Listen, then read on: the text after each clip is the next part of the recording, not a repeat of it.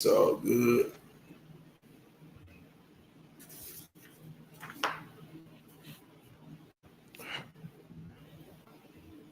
How T like her shirt? She loved it, man. She wore it the other day. We went out to a little outing. She liked it. Market liked his also. I still got to give Maurice. Okay. And I gave one to Boogie. Then I got to give one to Jalen. Okay, cool. Well, let me know if you need one. I got them. Okay. Yes, sir. Yeah, everybody Yeah, likes them, man. wait on a couple of people to jump in, and we can go ahead and get started. We already live, so they can people picking up what we got. So it is what it is. That's what's up. Yeah, I was trying to get this volume down on no interruptions. Notifications. Yeah, man. Look like the Hawks gonna be my ball of the week. Ball of the week with the Hawks. Yeah, man. They surprised me. I just knew they were gonna be 0-4 by Wednesday. But no. I heard that. The Yeah, Jackson said no. yeah, he had a big game. He was I like, just no, heard a we little not. something. They having a little something they're saying about Trey. He's sitting out, or supposedly he's gonna sit out. But somebody said they got film of him doing some kind of jumps at one of those little amusement thing on a trampoline or something, sitting out. So you know how the media is. You're gonna jump that. Yeah, that's crazy. All right, man. Let's go ahead and get this thing started. Let's work it out. All right. What up? It's Sports Roundtable. We back live. Yes, sir. It is November the 1st, 2023. And the SRT crew is back live with you. And here we go again, about to start a new month. Happy Halloween to you. Hope y'all had a great Halloween. Did you and Boogie go trick or treat? Of course not. That's not allowed. Kids not kids anymore. We look forward to those things when we were growing up, but nah, you didn't do any of that, man. All right, so question for you. You didn't take your youngin' out, did you? No, he was at daycare. And I was at home. I dressed up though. I like to do my Michael Myers thing, and I actually went to Publix and scared everybody in the parking lot, and went inside and started taking pictures with the crew, with the cashiers and everything. That's what's up. But my question to you is, do you see Halloween as a demonic? Would you describe it as a demonic event? My whole life I never looked at it as you understand where some of these holidays come from, but it's hard for me, after living my life at all these years and then turn up and say, well, okay, nobody should celebrate it because it was something that we looked at as harmless. But yeah, it may have derived from something negative in the beginning, but like all things, everything that we in some way now, NASCAR was built on running moonshine. So should we stop racing cars or should they stop doing that? Right. Seriously. So it's that may be trivial or whatever, but it's the truth. So yeah, I it might not sit well with a lot of people in their religion, but it is what it is, man. I mean, the horror movies are horror movies, and they gonna be, that's what we grew up looking at and watching and things of that nature. So, I mean, some people could look at it that way as being demonic, but hey, it is what it is. Is you don't have to participate. It's a whole lot of man-made, I guess, holidays, or if you want to call it a holiday. It's a whole lot of man-made everything these days. And that was a trip. Somebody mentioned to me that, coming up on last week, said, well, with the other day, with it coming up on a holiday. And I was like, what holiday? And they said Halloween. And that just kind of threw me for a loop. I'm like, I really just don't consider it a holiday. I don't know what I really didn't look at it as, worshiping the dead or nothing like that. But it's All Saints Hollow and all this kind of stuff. They call it Day of Darkness and all this kind of. But if you go to New Orleans, the whole city is founded on voodoo. So what do you do with that? You want to shut that city down? So I don't know, man. I went to New Orleans, man, and all I could see was voodoo and death and all that kind of stuff. Not knocking the city. I'm just saying they play that theme up. Yeah, I mean, I understand. I got you. But man, listen, we got a whole lot to talk about. Waiting on D Will to come through and chat it up with us, man. We got some hot news. The college football 4 is out. I'm sure you weren't surprised. We talked about it last week. And the 4 that I mentioned, I was kind of surprised. Were you? Yes. I figured Michigan and I figured Georgia would probably be in. Ohio State, to me, I guess they're looking at the win at Notre Dame and the one other win at Penn State as being two of the, big wins in this college football cycle. But I still didn't think that they showed the dominance. So I and like I was talking about with D. Will, all I heard from all the pundits was how glorious the Pac-12 was, and then when you look at it, they don't even have a team in the top 4. So so maybe D. Will was right that the SEC will dominate again over a one-loss Pac-12 team. So maybe that does come to fruition. So we'll see. All right, we already got some people in the chat, like Marlon. Hold on, he got some. He say Ohio State is not number 1 in this book, but this is my thing. We act like they playing next weekend. None of this matters until the end of the season. No, it doesn't. You're right. This is just jockeying. You're right. Yeah, this is just the NCAA. Well, this is the college football committee trying to figure out how to create a money grab at the end of the season. Oh, it's going to happen. Money grab is coming. No doubt about it. I agree with you 100%. But it's like they base a lot of stuff on changing within the same explanation. They contradict what they're talking about. So, I mean, you look and you see where they talk about Ohio State is having these quality wins, and the reason that they have Michigan so low is because their strength of schedule. But then you rank Georgia over there, with Georgia's, they hadn't played anyone yet. And you look at Florida State, they won. They beat a team in LSU that was considered, a really a high guy for a national championship. So they had a huge win in the beginning of the season. So I don't know, man. They go back and forth on how they come to decisions, but some of their decisions that they talk about contradict the other thing that they say. So it's all subjective, man. It's all subjective in how they want to set it up. Yeah. Let me text D. Will because he doesn't seem to. Last week he brought that echo with him.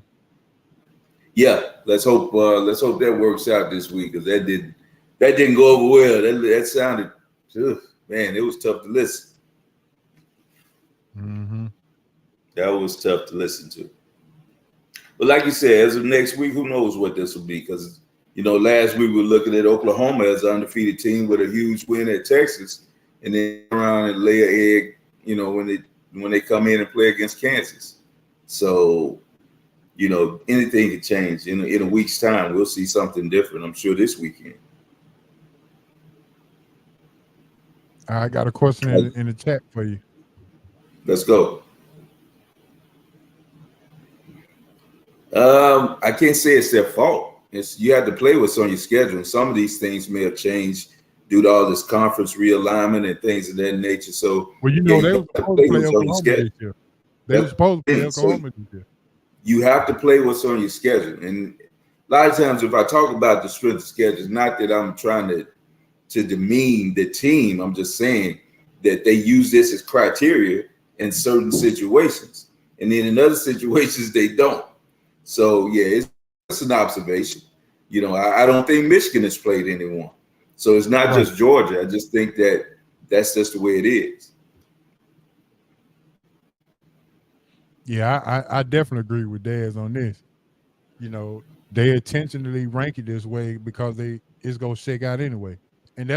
that's what I've been saying from Jump Street, that you know, just because the first rankings comes out and it's not the way that you think it should be, it's not the end of the road, because this doesn't mean anything until the end of the season.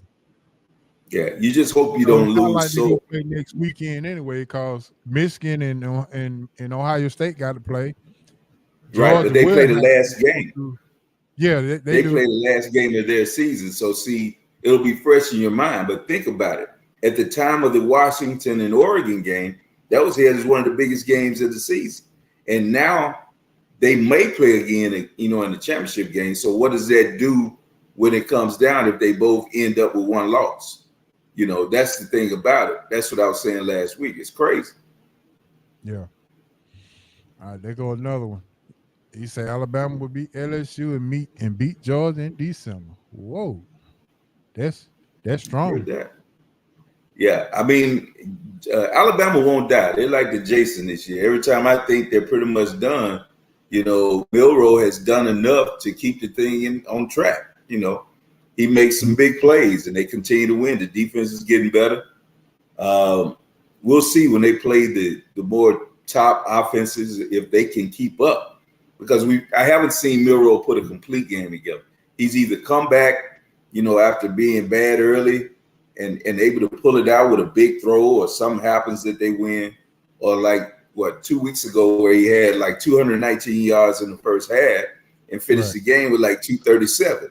So he didn't pass well the second half. So I have to see him put it together a little bit more. And it might come down to whether he can come up with a couple of plays to win. The defense is playing well, but they're going to play a team like LSU can put up points. Now, the thing about them, they can't stop a nosebleed. So they're pretty bad when it comes to that. So we'll see. You know, time will tell. Yeah, definitely agree Now, with that. Georgia is more complete. I don't know. Alabama's going to have – that's going to be a test. That'll be a real test, because definitely will be. Georgia's is much more of a complete team, even without Bowers. You know, and this is what I was telling when we talked about it last week, when D. Will was saying that they were going to that Florida was going to beat them.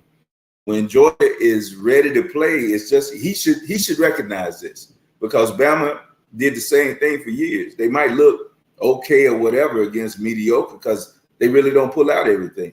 But then when it's time to play someone and they come ready, they blow teams out of the field. That game was not even close after the first half of the first quarter against Florida. They dominated. It wasn't close. So that's the thing about it. Yeah, when they get ready to play and they want to play, they're a different football team. Yeah, I agree with that. All right, man. Well, let's go ahead and get this thing kicked off officially. This is your hot news, yes sir, sponsored by your Big Easy Grill, 1193 Collier Road, Atlanta, Georgia. Big Easy Grill is the place to be if you want some shrimp, you want some voodoo. Big Easy Grill is the place to be. You take 2 bites of the shrimp to get rid of 1 shrimp. Yes, sir. I went over there Sunday. Me and my goddaughter went over there, had some of them crab claws and some. You know, I had to have the shrimp and the catfish nuggets, and boy, it was just as consistent as always. So yeah, I saw you flash that. Yeah, go on over to Big Easy Grill, man, and get you some of that, some good old Louisiana seafood. As I've always said, hey, let them know you with SRT, get your 10% off any meals over $25 or more. Yes, sir. Big Easy Grill. All right, we've already been talking about this college playoff, and for those who don't know, Ohio State is ranked number 1, Georgia 2, Michigan 3, Florida State is ranked number 4. Those are your first. Those are the top 4 in the first playoff rankings for this year. And like I've always said, the first one don't even matter. It don't matter. They could have ranked Colorado as number 3, number 4 is all I care, because at the end of the day, when it all boils down, at the end of the season, that's the 4 that's going to count. So those are my thoughts, and what are yours? Yeah, well, we've kind of touched on a little bit. This is all about trying to put out something where the TV matches up at the end of the year.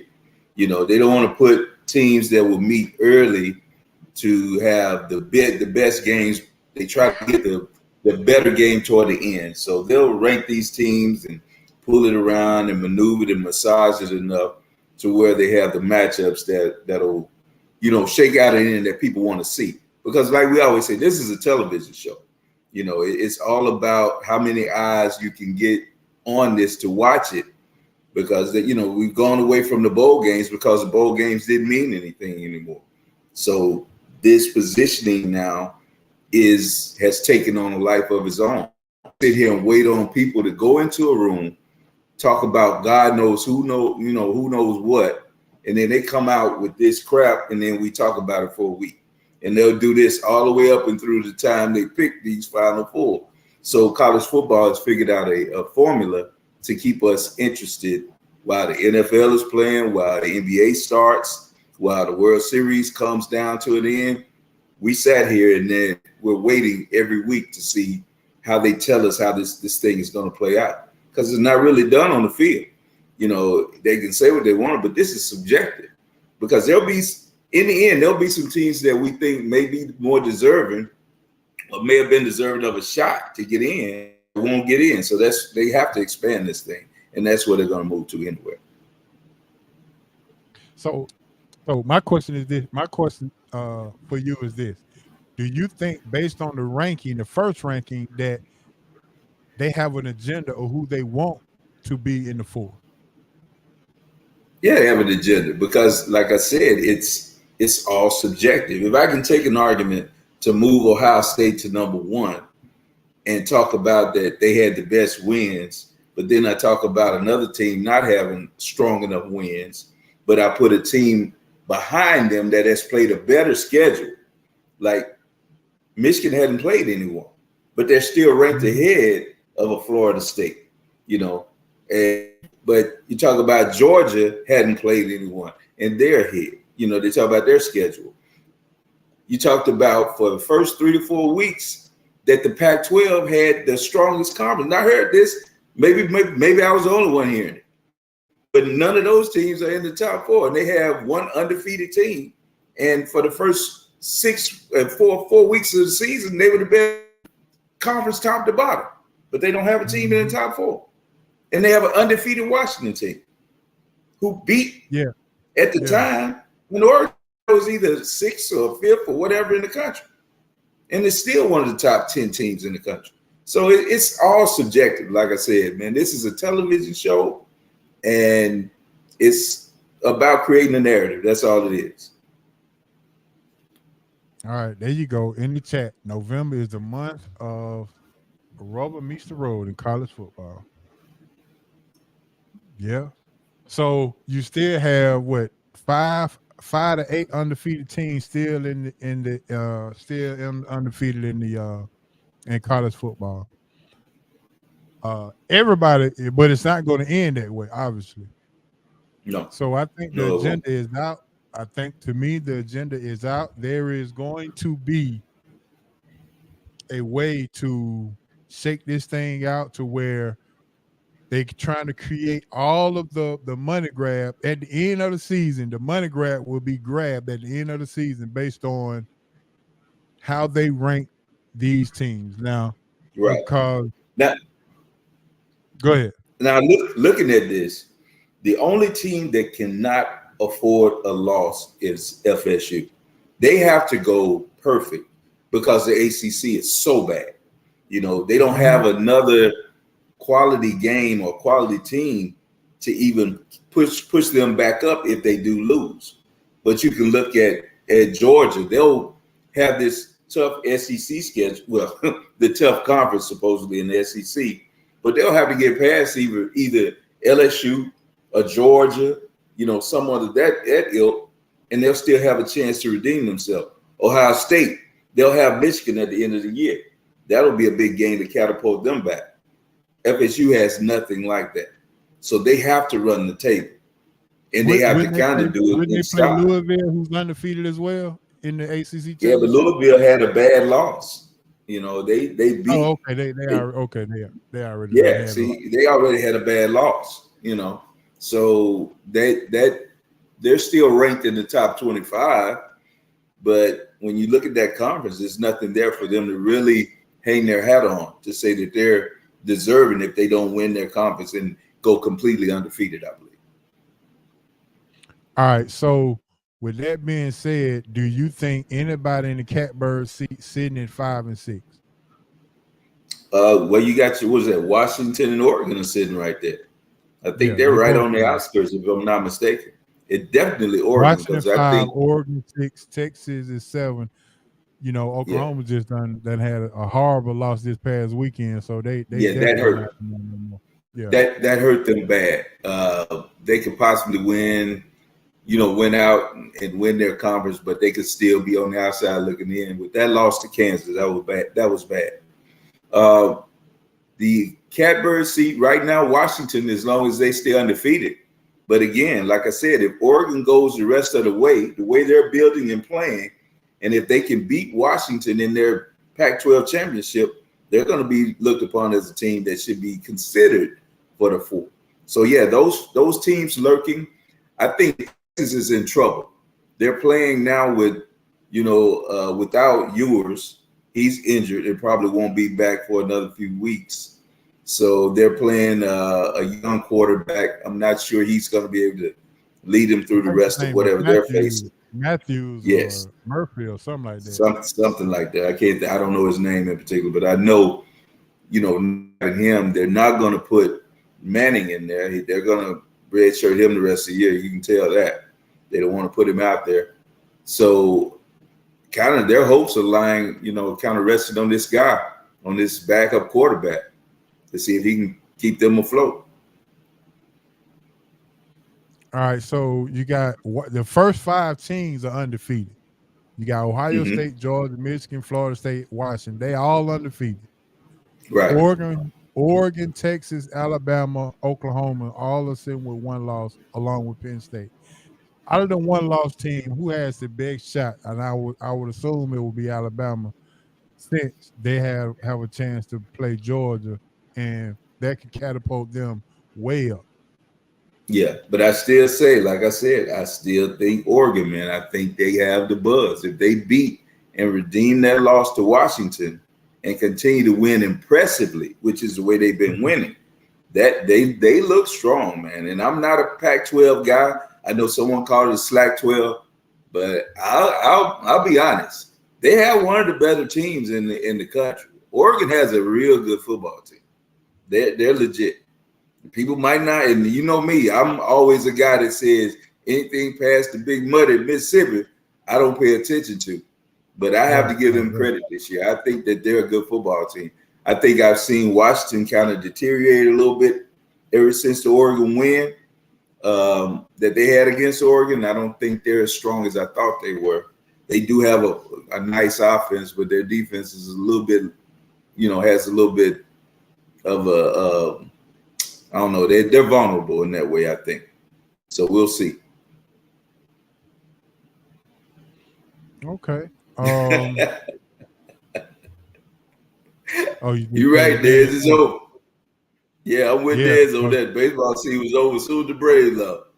Yeah. I haven't watched one pitch either, man. I agree with you. You haven't watched one? Well, let me. No, I haven't even placed. I haven't placed a bet on anything. I was doing a lot in Prize Pick with the baseball, but ever since the Braves lost, I haven't seen one pitch, man. Well, Texas is up 3-1 on Arizona. Arizona, yeah. So they up 3-1 with game. I think is it tonight? Yeah, I know they played last night. Yeah, they playing tonight again. They run through this. Football done probably gave them a check. Say, "Well, y'all hurry up. Let's go and get this over with." Yeah, they're trying to get it over with. Yeah. All right, with that being said, the NFL trade deadline has gone and come. All right, so we got Smitty coming on about 7:45 to talk about these Falcons and what they did or did not do, and they got this. They came out today with a Quarterback change. quarterback change. Yeah, so Yes. I gotta ask Smitty about that, and Yeah, I want to ask him too. Because I picked is up it Tyler Heineke this changed, week. or is it definite? Because he was kind of, this is just for this week. He was kind of muttering over that. I'm like, just keep it real with us. I mean, because if the Falcons win this week, then you can't go back to Ritter, right? No, you can't. I think Ritter is the reason that they haven't won at least one or two other games. I'm just being real with you. I think that he played the hand, didn't want to, take the young quarterback out and take his confidence, but it's about the rest of those guys in the locker room also, and you have to put them in the best position to win. And I think Heineke gives them a better chance. I think he'll go down the field with the football. He's not afraid to throw the ball, and there are going to be some interceptions, whatever. But you have the ball downfield to your weapons. I bet you Drake London and Pitts and all those guys, and even what's the big haired boy they got from the Raiders? With all that for Hollins. Yeah, Hollins. Look, man, they go down the field. You have to give those guys a chance. And with that, with going down the field, guess what that does for Bichon and for the other running back? It opens it up a little bit more because safeties won't be in the box as much. Pay attention to the ball being thrown down the field. So they'll make your linebackers and all of them have to honor behind them with Pitts running behind them. They're going to have to sink a little bit back into the secondary. Then you turn Bichon loose into the secondary. What does that do, big homie? You deal with IT. You know what happens when a virus gets into a computer system. What happens, big homie? It's time to get something fixed. It's time to check. It's right. You get Bichon running through that secondary like a virus. It's a problem. So my point on it is, all things are better when you can hit different aspects or different parts of the defensive secondary. You're not afraid to throw it. You got to get the ball out and get it down the field. It's just that type of game. All this lateral pass and all that crap. Get the ball downfield, man. Yeah, that's super sad. Oh, look at that.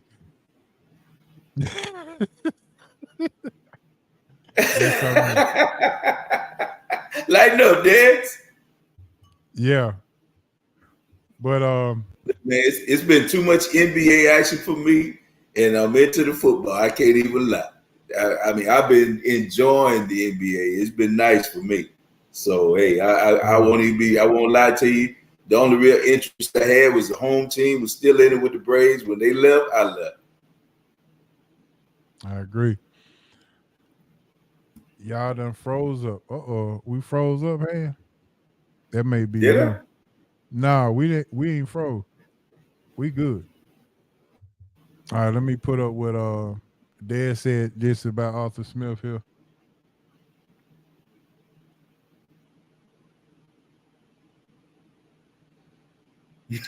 Yeah, we can go ahead and let's do this. We'll save some of that for Smitty. Let's go ahead and talk about this first week of this NBA season. Your thoughts on what you saw the first week. If you want to go ahead and include the James Harden finally getting his way and going to the Clippers, and he's not going to even play tonight against the Lakers. So, or you want to talk about Wembanyama and what he did to the Suns last night and how the Spurs just took that game from the Suns last night. And are we seeing a pattern with one or two of the big three sitting out with Phoenix? Is this gonna be a problem all season or what? Well, when the season started, my whole thing was how many games they would play together. As we mentioned, Booker missed a lot of time, but we know that Bill, to me, has been a part-time player in Washington for the last 5 years.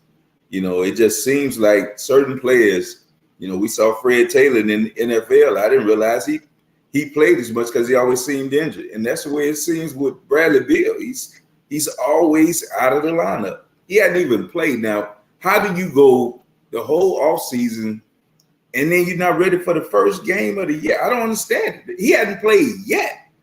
Booker plays one game and hadn't played since. So yeah. I don't know. If I'm KD, man, I just don't understand it. I'm like, what are we doing?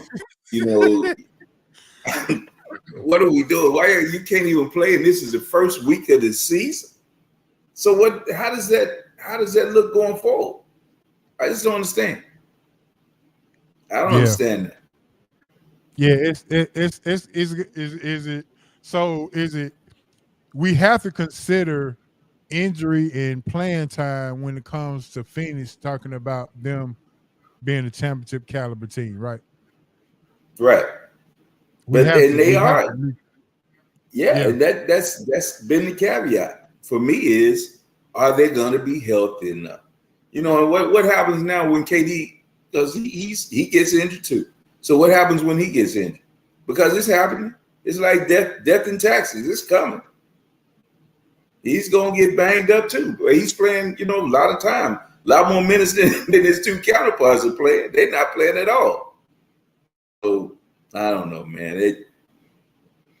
We see it all the time, man. NBA is different. It just didn't seem like when I was watching it when we were younger and we didn't have the advancements of the medication or the actual making sure that they rested or flew right or had training table right. Man, they said they smoked at halftime and had drinks and drank beer and did everything. But they played every night, it seemed like. We never heard about this. And it just seems different, man. I don't understand. It makes no sense to me how the ankles, they twist different than they did back in the day. Do your muscles get more sore now? I don't know. It makes no sense, big homie. It was still an 82-game season. And we sit and watch these people play, man. But if you turn an ankle now or you jam your finger, you're out 6 weeks. 4 weeks of this. And it just don't seem the same. Yeah, it's crazy. What do you think about Dame Lillard jumping out, having a big game? I can't remember against what team, and then come back against the Hawks and just look like slaw. What are your thoughts on how they mesh and what Dame dropped 50-some or something He dropped 39, I think, in the first game. Wasn't it 39? 39, and he had a big game, took over, and then got to the Hawks, and he had the Hawks at home, and looked like the Hawks just took his look like the Monstars took his skill set. Yeah. I don't know, man. I still think it's going to be growing pains because even though you got two nuclear weapons and he and Giannis, they have to learn how to be on the court with one another and who takes over in crunch time. What happens now, in this situation? Do you let Giannis go off for the first 30 minutes of the game and then give the last quarter to Dame and say, okay, bring it home? They have to kind of find a balance. And where does that leave Middleton? Is Dame feeling like he might have stepped on some toes in that first game? You understand what I'm saying? Did he feel like he overshadowed those people, that had been there? So they have to learn one another. As we saw with Golden State, same thing with Chris Paul. I am so shocked that he's coming out of the bench, but we're gonna stay with Milwaukee. I just think it's learning one another and learning, how to play with anybody the caliber of Giannis. You know what I mean? And Giannis hadn't played with anyone the caliber of Dame. So it's going to take 20, 30 games, before they figure it out. And we'll see what happens. So that's the new load management tactic. That's what Dad said. All right, Maurice brought up a good point too.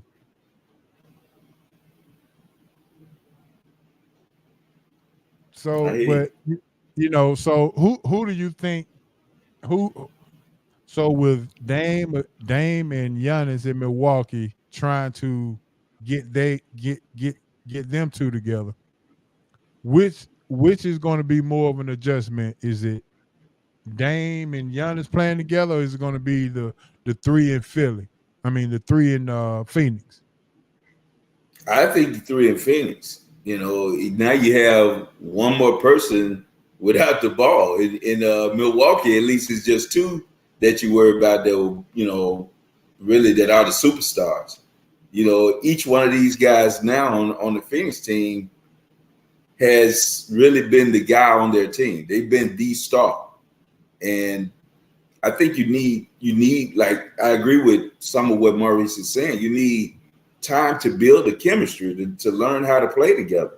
But you can't learn to play together when you're not on the court. And as we've seen now through 3-4 games, they still haven't been together. When did they all get on the court together? 2-3 weeks, because when you bring Booker and you bring Bill back, does KD start to sit? You know what I mean? So when do you build a chemistry? It's fine to say what you are on paper, but this ain't PlayStation. You got to play. Yeah, there you could being funny. Well, cuz favor.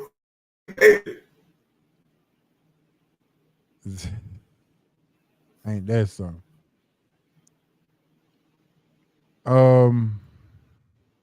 He might have thrown everybody's game off because I guess he said he talking about Flay, say he emptied his bucket list, but some things you just got to keep. I just don't know. I just don't know about that. But hey, if Carl Lewis could do it, why couldn't Flavor Flay? It is what it is. Yeah, I hear you on that. But all right, what do you think about the Hawks in their first week? They lose the first two, come back, win two games that I personally thought they would go lose.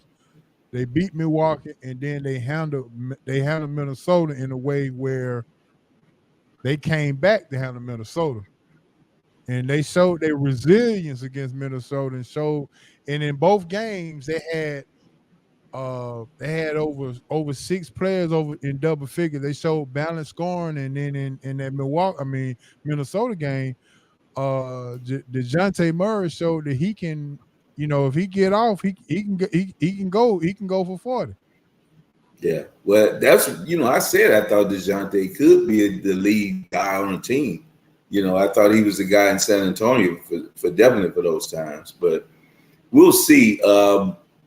You want to build, you want to find some positives, and they've done that. These 2 wins have been good, especially beating the team that we know that's going to vie for the championship, or going to be in the hunt for the championship in Milwaukee. So that was a great win, but it's early, and like we said, Milwaukee is still learning how to be and learning how to play together. So as Dame and Giannis develop more chemistry, let's see what happens later in the year. But you can only be happy for the wins. Those are wins that you put in your bank and you build on. So I'm happy with what the Hawks did. You just want to continue. You want to win that game, but then you don't want to turn around and lose to a team like Houston or teams of that nature. So on those nights, do they step up and win those games, or do they take those, games and give away a game they shouldn't have? This is a game that will come back later on. That one game might help you down the line, but you got to make sure you beat the teams that you should beat. So, like I said, this was a good win early, and you just want to build off of it. Okay. All right, I agree with Dez on this one. He's been producing pretty good since the John Collins trade. Jalen Jones, defensively and offensively, a very good athlete. He's been blocking shots, playing defense, and kind of doing it all over there for the Hawks. Trying to be their third guy, I guess, in some respect. But D Hunter has been surprisingly scoring the ball pretty good here, and I'm surprised at his output thus far in the season. Though we didn't get a chance to see a lot of him in the preseason, I can't be mad at what I've seen from DeAndre Hunter and his scoring ability in the beginning of the season. Well, that's good, and you want to see that. You want to see where they can get some alternate scoring. You know what you're going to get out of Trey. You hope you get something out of DeJounte on a consistent basis, but you also need that third score. So you want to see DeAndre or somebody step up in that role, and if he can do that and give them that consistent 16, 17, what has he scored the last few games? If he can just give you that consistent scoring out of that third guy, that's what you need. So, if, you look forward to that, especially, you're not going to use Capella in that role. Capella is limited offensively. What he gives you is a defensive presence and an offensive rebounding guy, hopefully, that he can keep a couple of possessions alive, but patrolling the paint. That's what you want out of him, to anchor that defense. So, you're not going to say he's the third guy for scoring. So, if you can get that from DeAndre Hunter, he can consistently step out and knock down, either stretch it to the three-point line or at least hit the mid-range somewhere in there. You take that and you run with it. Okay. Quinn, you think Quinn been doing a pretty decent job with the Hawks and how they've been battle tested as far as the games that they lost and then come back? And how do you see Quinn? To me, yeah. To me, head coaches are based on how they deal with their superstars. If their superstars are thriving and they like their head coach, a coach is pretty much, he's golden. But as you can see, when your head coach and your players don't put your players in the best situation to win, then you lacking and you probably gonna be out of there. So with winning, and I hadn't heard anything negative, seems like he and Trey kind of have a common bond or whatever. We'll find out more once I'm sure we talk to E-Dub and find out how that relationship is. But when your star player has to thrive under you and you have to be moving in a positive direction, that's when you tell what the job as a coach.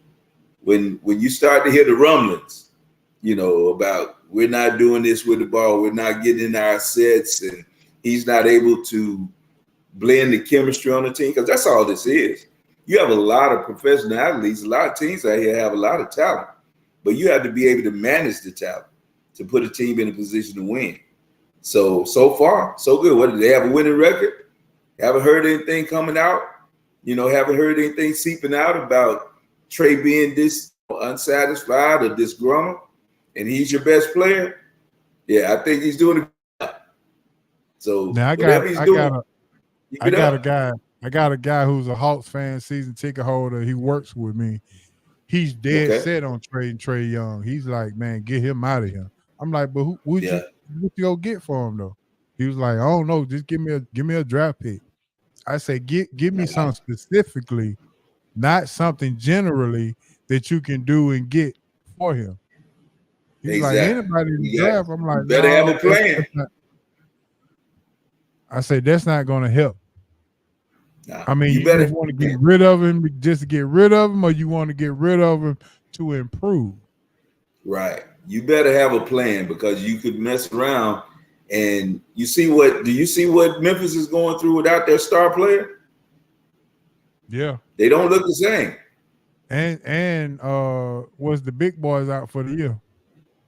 Yeah, that anchor is definitely a hindrance, because you don't have anybody anchoring the defense and going to get offensive rebound. That's what Memphis is kind of built on, that grit and grind, big guys that grind in that paint. But what you did have is you had Ja, who was able to kind of hide a lot of deficiencies that we see now are happening. And you see Bane, Bane is great when Ja is there. But now you're looking at Bane to lead the team and be what Ja is. See, I don't think that's really what's going to happen. That's not going to be a recipe for them being successful. So you better be careful talking about just, moving a Trey Young. If you move Trey Young, you better have a plan and have some way of, replacing what he gives you, which is a star that can put up 30. Trey can get you 30 you can say what you want to. Getting 30 a night in the NBA or 25 to 30 points a night, if anybody could do it, you have a lot less jobs out there. You know what I mean? I mean, that's a tough ask. It ain't that easy. Right. All right, before Smitty come on, give me your thoughts on how the Lakers doing and how Anthony Davis is taking some bullets and playing inconsistent and all this other kind of stuff. Yeah, I want to say he's inconsistent, but it's such a young season. Maybe he had a bad night the night where he went to over in the second half because he's played pretty decent since then. I think they won. Now, to me, they won by 3 last night against an Orlando team, and I've heard that Orlando is probably better, but I still consider them Orlando. And you know, for a team like the Lakers, I think you should beat those teams a little bit better, a little bit more easy than you did. The Lakers to me, like I said, everybody's trying to find their footing, but a win is a win, and we'll see what happens. AD, we talked about it on this show before. They're talking about wanting to have him be the lead guy on this team, but a lot goes along with that. You know, he has to go out and show LeBron that he's worthy of that. If he's not, LeBron is not going to count. He's just going to stay in the shadows so long. We know that. LeBron's like, okay, if I turn this over to you like D-Wade turned it over to me, you better do what I did. Right. And I don't think AD's capable of doing that. I really don't. Not what. Yeah, he got to get fed. Somebody has to feed him the ball in order for that to happen. And LeBron, who needs a break, can't feed him the ball of AD because he handles the ball good as a big man, but he's not an ISO player. You can't just give him the ball and get out the way. Yeah, but when you get him the ball in scoring spots, he has to score. Look, man, you cannot go over in the second half. I don't care who you playing, Artis Gilmore. I don't care if you're playing against Luke Longley. I don't care if you're playing against Moses Malone. When you're Anthony Davis and you're supposed to be this, you know, generational type player, you can't go for 0 in the second half. That's just unacceptable. And especially when they're trying to put you as being the guy and you wearing the purple and gold of the Lakers. Come on, man. That's just unacceptable, man. And that's what keeps him from anybody taking him serious as being a real threat or this real MVP type player. You know, it's just he's not taken seriously, man. He's not. Yeah. All right, man. Let's go in our round. I'll say round table. Let's go in our hot news, man. With that being said, Arthur Smith had a press conference today, and at around 11:30 a.m. and about 12 o'clock, when people were sitting at the lunch table, breaking news jumped out, and Atlanta started another quarterback this Sunday. And right about now, I got my guy who's about to jump in with us and let us know everything we need to know about the Atlanta Falcons. And I call him Awful Smith, led Atlanta Falcons team. And we got our guy with the Falcons report, Antoine Smitty Smith. What's going on, Smitty? Hey, what's the deal, man? Smitty Smith, what's up? Tell me something good, man. I know y'all got something good on tap, man. Tell me something good. Listen, man, the Hawks, that's how you play resilient team basketball. Regardless of who you playing, they went to Milwaukee and showed Milwaukee that this gonna be a long season. I don't care if you picked up Dame or whatever. Then you go back home, and Anthony Edwards was having a career night in the first half. Whatever they said at halftime, DeJounte got wind of it, and he went off for 41 points. And the Hawks went back-to-back victories on two teams that I personally thought that they wasn't go win. So you I can't agree. get no better than that. Hey, it can't get no better than that. But I think the Hawks, man, if they find someone to fit in that front court with some size, I think the Hawks will be a dangerous team, man, because they got every other characteristic. They got the shooting. They got the fast break type offense. So now you need that guy to do is protect the rim. If they can do that, hey man, I think the Hawks will be cooking with something. There you go. I see you brought your whole squad with you, Smitty. Hey man, they in here. roll deep. They roll deep with me, man. Trust me. I see. All right, man. Let's go ahead and get this thing started with this Falcon report. 11:30, we had a press conference. I'm eating a grilled cheese sandwich at lunchtime, and I get breaking news that Taylor Heineke is going to be the starting quarterback Sunday for the Falcons versus the Minnesota Vikings, who's going to start I think he's a 6th-round pick quarterback from BYU. Yep, Now the Falcons don't have good luck with BYU quarterback, at least facing them. Yeah, because Taysom Hill always gives hell, so I agree with that.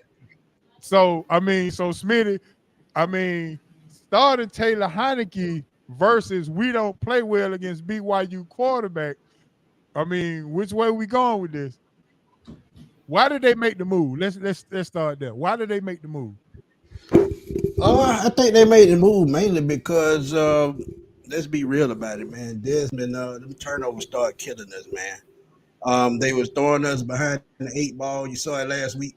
That fumble first quarter threw us in the hole, and we had to behind the whole game. And we've had to do that the last 4 games to play from behind. Right. So why not try to put a veteran in there, get out to a faster start, try to hold on to the ball, and see where we can go with this thing, because we have way too many weapons to be just wasting. And we talk about defense, top 10 defense. You can't let that go to waste. How long have we been waiting for a defense like this to come along? So you got to stop it in its track. You got to, put what's gonna get you to the top. And if y'all noticed last week, man, when Taylor Heineke came in, the entire team, you saw energy all around the field. So Yeah. why not keep that? Why not keep that going? 14-3 at halftime. The Falcons scored 20 points in the second half. Nearly come out with a victory if they could make that drive make that last drive. Because I think personally, with the weapon that they have, they probably could have drove all the way down the field. So now All right, I got a question for you. I got another question. There's a part of that. It was 4th and 3. The Falcons go for it. They had no choice. The pass goes to Vance Jefferson. Now, from what I'm hearing is on the internet, Vance Jefferson is he's not used to having the ball hit him in the hands because Ridder been the quarterback. That's why he dropped the ball. Nah, man, the pass was a little bit behind him. So I can get with why he dropped it, but as a professional, you still got to make that catch. I think he's most valuable, going vertical down the field. If he's not doing that, then I think he's a liability, in the intermediate game. Now, Smith, I was talking to someone earlier today. She's a Falcon fan, and I was breaking down the difference between, if the offensive line sucked with Ridder now, why does Heineke do so much better with the same offensive line that sucked with Ridder in there than when he's in there? And this is what I told her. You correct me if I'm wrong. Easy answer. This is the thing. The most important thing when you're about to pass the ball in the NFL, right, is pre-reading the defense before you snap the ball. Yep. Right? Yep. And I was explaining to her, the first thing you do when you go up to the line is figure out, are they in the cover 1 or cover 2, so you can see where your weak spots are. Right. Now, once you figure that out, you know who's going to be your first, second, and third receiver.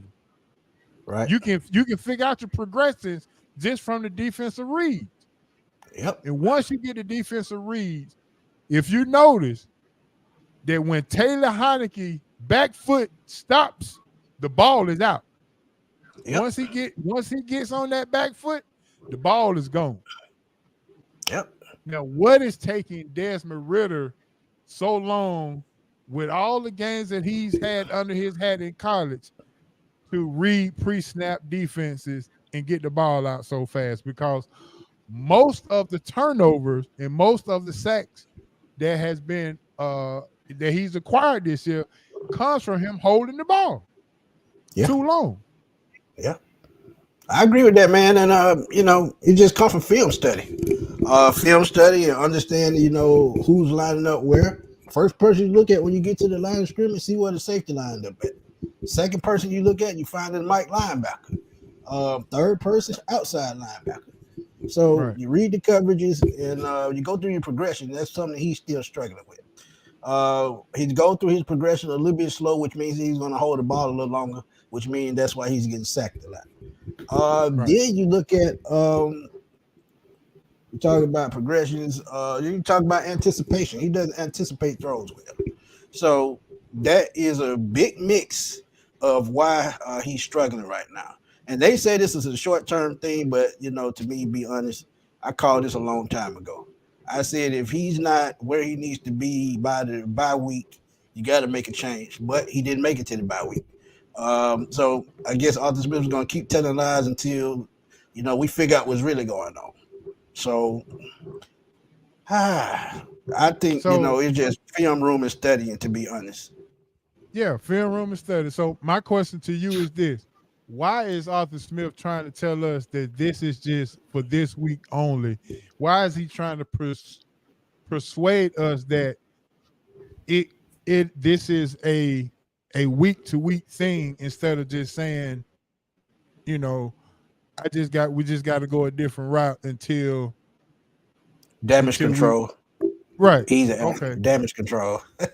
Well, if he's a great politician if he ain't nothing else. Yeah. Yeah, he can tell a lie with the best of them. Yeah. Mm-hmm. So you got to think too. Question, do you think this is the right move to start Heineke this Sunday? If it's going to get his team a spark on offense, yeah, it's time. Because by the Falcons playing behind last week, they wasted possibly a good game by Bijan Robinson. He had only 11 carries, but he did have 62 yards. He was averaging 6 yards a carry. So if you try to calculate an entire game and not having to play from behind, I think he goes well over 100 yards against that defense. And we talk about playing against a rookie quarterback now. A rookie quarterback. Right. I guess the Falcons don't do well against rookie quarterbacks either. So Smith, I'm gonna see if you peep this out. But before we do that, let's go ahead and do a roll call. We want to thank everybody who came from the Smitty Sports Machine over the Sports Roundtable tonight, man. Welcome in. We appreciate it. We hope you can join us each and every Wednesday, 7 to 9 o'clock p.m. Eastern Standard Time, and we over here talking it up, baby. That's what I'm saying. So Smitty, this is the thing that I peeped out this Sunday. Everything that Arthur Smith is trying to do in Atlanta by getting the run game going and then doing play action pass so you can go over the top got done to him by a defensive guy in Tennessee who's running the offense that he wants to run in Atlanta. And it got done to him. To me, it's like it goes to show that even with what you're trying to do, we got a great taste of it from a guy who's not even offensive. He didn't even play offense. Mike Vrabel was a linebacker. Right. And I'm like, see, now this is what we're trying to do. And he got handed it to him on a silver platter.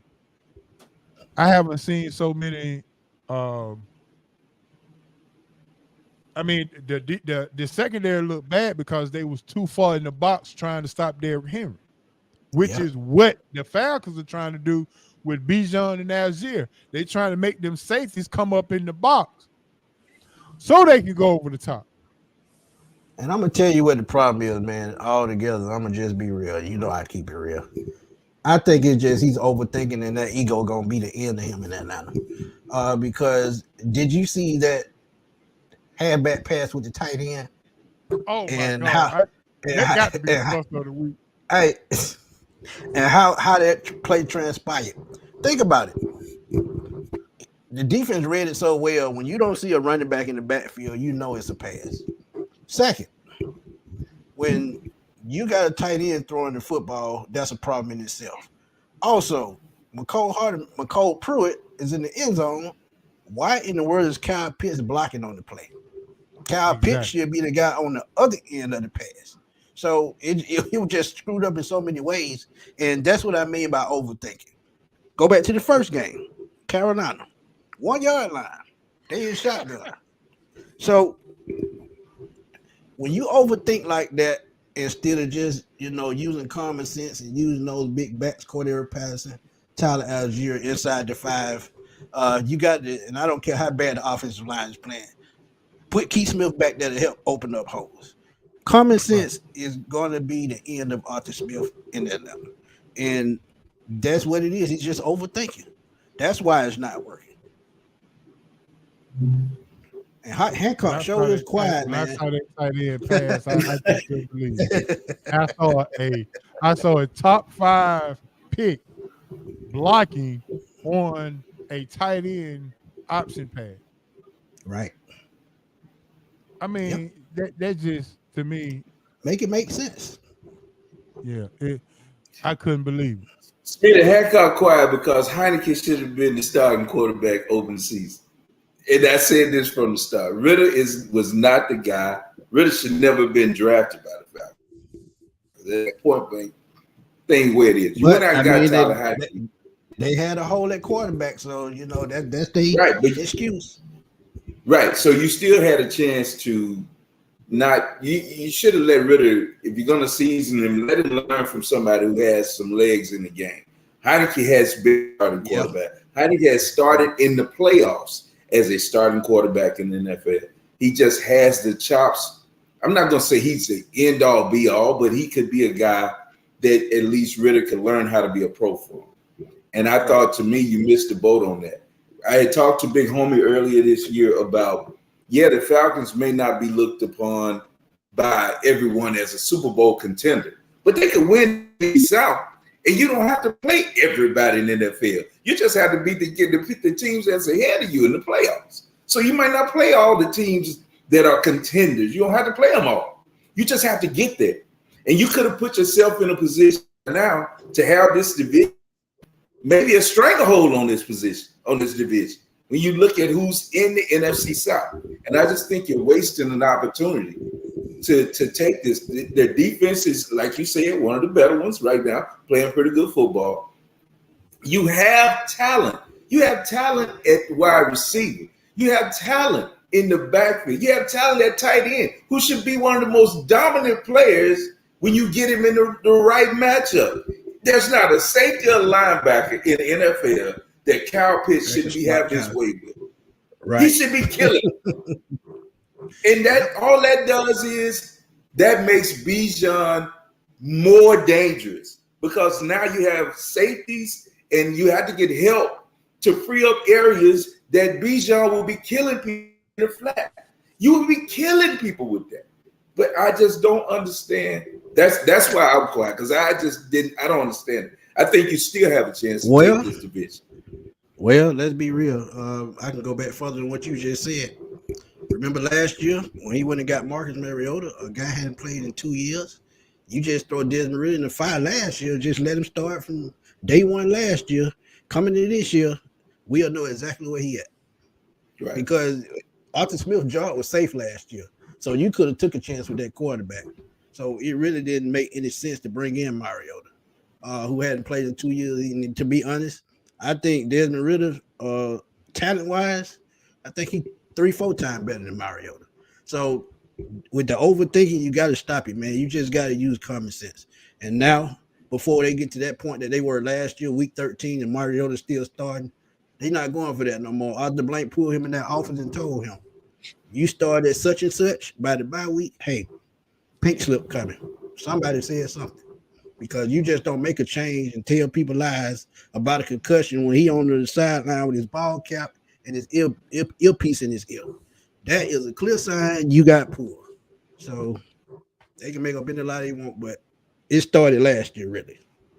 Mm-hmm. So, Smitty, to be honest, Arthur Smith had this same decision to make last year. He just made it late. Right. This year he got smart, and I guess he learned from last year that I need to go with the guy that's going to save my job, because last year it was pretty much saved. But now at this point, you got to save the job. So my next question is this: if the Falcons win this week with a Taylor Heineke good game, no turnovers, 2 touchdowns, Bijan Robinson over 100 yards or close to it, does he start the next week? Or can we go ahead and link him as the quarterback for the rest of the season?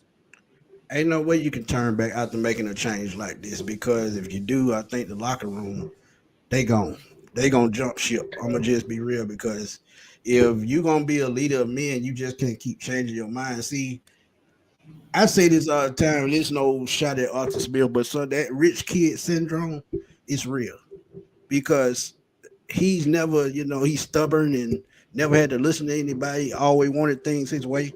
So, I mean, it's going to eat him up in the end, but you can't go back after making a quarterback change, talking about 1 week, let him sit back, take notes. That's just not going to fly, because if the team get up more energized, play better, just say they blow Minnesota out this week. If they beat them 30-7 or something like that, you're going to put an incompetent quarterback back in? Make it make sense. See? Yeah. And to be honest, he pissing Arthur Blank off more than anybody, because that's the man that write his checks. So if he keeps lying and keep losing, he ain't got no choice but to fire him. But changing quarterbacks back from Heineke to Ritter, that locker room just gonna jump ship, and I'm gonna tell y'all from the jump. It looked like the offensive line and the offensive guys got a little spark on them when Heineke came in the game after halftime. Now, correct me if I'm wrong. I know they were behind, and you come out with energy, but everything looked faster, everything looked cleaner on the offensive end, everything looked a little more efficient. So correct me if I'm wrong. What did you see after halftime once Heineke became the quarterback? You said it, energy. You talk about energy, you talk about effectively, you talk about just giving your all. And when you have a guy in there that has confidence to lead a team, that's all you really need. You saw Grady Jarrett go out with a knee injury. He's out for the rest of the year. But the defense didn't miss a step the entire game. Yeah, they gave up those touchdown passes, but, you got to give them credit for keeping the Falcons in the game. Because at halftime, I just knew the Falcons were going to get blew out the second half. But they outscored Tennessee the second half. So imagine they get off to a faster start. I think this team will be pretty much unstoppable, because they're going to run the ball. They're going to chew up the clock. And they just need to just get out in front and stay out in front. And that's the only problem that they have, falling behind because of simple bone-headed mistakes. Mm-hmm. All these missed opportunities in the red zone is really killing us. I mean, what is it? They 27th or 24th in offensive red zone efficiency. They 27th. Yeah, and see those are missed opportunities. And I keep saying this, that our punter is heading to the Pro Bowl because he's punted more than anybody in the league, and we lead the league in 3 and out. I mean, that's a recipe for disaster.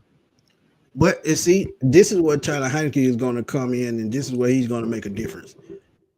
Did you see who he threw a touchdown pass to last week? Scotty Miller. Scotty A Miller. Yep. number 4 wide receiver when you got Jonnu Smith, Kyle Pitts, Drake London, but Drake London was out with an injury. But Van Jefferson, and they probably gonna activate Demir Bird for this game. But all the weapons that you have, and you throw it to a number 4 receiver for a touchdown, and he was not scared to throw that ball to the end zone. Had that been Desmond Ritter, probably Deacon dunk all the way down the field. But you got to take more shots. So that's where the energy comes in. That's where the confidence comes in that. And that's why the offense and the defense picked it up the second half. All they need to see is one guy trying and one guy leading them. And they can change everybody's mindset. I agree. All right, let's talk about this trade deadline. The Falcons was in the news about Montez Sweat, Chase Young, and we lost to Tennessee on Sunday, but we lost to the Bears on Tuesday. Break that down for me. Whew. Those 2 guys that got away. Now, with Chase Young, I kind of expected he was going to go somewhere else. But Montez Sweat was bad, and he was signed, sealed, delivered. He was ready to sign the extension. They were going to sign him to an extension as soon as they made the deal. And guess what? That thing that happened with Deshaun Watson a couple of years ago happened again. So next time, Atlanta, just be it to where you know they can't reach and make a bid higher than yours. They would have had to go up further and probably give up a first-round pick. But the way I look at it, if they finish, let's say, 10-7 or 11-6 or somewhere in that range, that's probably in the 20 range. I would give that to Washington to get that pick because, to me, a proven veteran with 35.5 sacks is going to be better than a guy coming in trying to transition to the next level. It's just that simple. So sometimes you got to use common sense, and scared money don't make money. We know that. So next time, you just got to be it to where you're going to, take it home. And this is one of those times I feel like they should have just went for it. Smitty, you preaching my point, and my point is always when you have the other team, when they have to come to the line and identify who they need to care for, that helps you as a defense. When you got somebody like Sweat, they know we got to account for him on every play. That helps your whole defense. Yep. Saying that, you got to have a dog. Somebody that say, okay, we can't let 90 whatever come in here and wreck shop. So we got to pay attention to him, which is going to leave somebody else open. Everybody might not be on Montez Sweat, but if he raising the hell over here, that makes this guy over here better. I promise you. And it helps your defense. And if you can get a dog like that, give up that pick. I agree with you. Yeah, I mean, see, and that's the thing, man. Y'all remember when John Abraham came to Atlanta? They had no problem giving up a pick then. And they knew exactly what they were getting. And you talked about the energy, and as I said earlier, energy. Montez Sweat will bring a different energy to that pass rush. And he will make everybody around him better just because of what he can do by himself. So, exactly. They missed out on that. And even with Chase Young, I feel like they could have went and got Chase Young too. But, I guess they have a plan. And I got trust the plan, but sometimes you got to take those risks, man. Well, Smitty, I always make a joke, and I always say that Terry Fudno still work for the Saints. And I say that because, once again, the trade that they did make is a former Saint player. Even he came from the Eagles, but he played with the Saints last year. Right. So I'm like, man, this is my question. What has this leadership done better than the last leadership? I mean, have we actually gotten better? I mean, on paper, it seems that we have picked better, but we haven't developed. We wasting talent. We haven't done anything. We haven't made the playoffs. We still looking for a pass rusher. I mean, what that's have an easy we answer too. done What have we actually done better than the last regime? That's an easy answer. Arthur Blank needs to start hiring first-year coaches. He need to go out and get a veteran coach that knows exactly what he's doing from the jump, knows how to hire your staff, knows how to put the right people in place. And to be honest, he has it right now on the staff with Ryan Nielsen and Jerry Gray. I trust both of those guys more than I trust Arthur Smith because they're the one keeping this team afloat. So as I look at it, it's just hiring first-year coaches with no experience. I think it's the recipe to me for a team like this is a recipe for not being very successful. Smitty, did it tell you anything that when Arthur Smith was at Tennessee, he was the offensive coordinator, they chose to hire Mike Vrabel instead of Arthur Smith? Wouldn't that tell you something right there as an owner that even within the own organization, you couldn't even get a job? Yep, that does. But hey, it's all about who you know. We've been knowing that for how long? A long time. Arthur Smith and his pops is damn near best friends. So it happens. And I put out on the net that, FedEx is worth $6 billion. Please, Arthur Smith, please go get some of that family money. Yeah. Because we should be good over here. Oh, yeah. And see, this is the thing that hurts me the most about this situation. And common sense would tell them that he's never had to develop a quarterback. So how do you go from having a veteran and going back to a second-year guy with no experience? I just think they just went backwards. Because if you go out and get a veteran this offseason, they stick with Arthur Smith, they're going to have to go get a veteran quarterback and an offensive coordinator. Because they cannot make it with Dave Ragone up there. Look like he just ordering DoorDash because this offense looked eerily similar to the Chicago Bears when Dave Ragone was there as the head coach. And that's not good. Yeah, that's not good. So right now, Smitty, we had a mock draft out for 2024, and they have the Falcons picking an edge rusher out of Penn State and possibly a quarterback, Jalen Daniels out of LSU, or Shedeur Sanders. If Taylor Heineken takes this job, are we still looking for a quarterback in the draft? To be honest, I wouldn't want to start over at quarterback no more after what we went through the last 3 years. Like I said, that's why I would go get a veteran. Because a veteran is going to, just like Taylor Heineken is taking over right now, there's going to be somebody out there that can take them a little bit further than he can. So if you go out and pay for a quarterback and use that pick, because I'm going to be real, we hate drafting offense. We might have to go back to the offensive line in the first round next year. Because guess what? Jake Matthews is not playing like Jake Matthews and Caleb McGarrett. He's wasting a paycheck. So as I look at it, quarterback is the least of their words. But what you're saying on those guys, quarterbacks can help their offensive line if you know where to go with the football. You know what I mean? Like you said, coming out, identifying where to go with the football, getting the ball out of your hands, that helps your offensive line.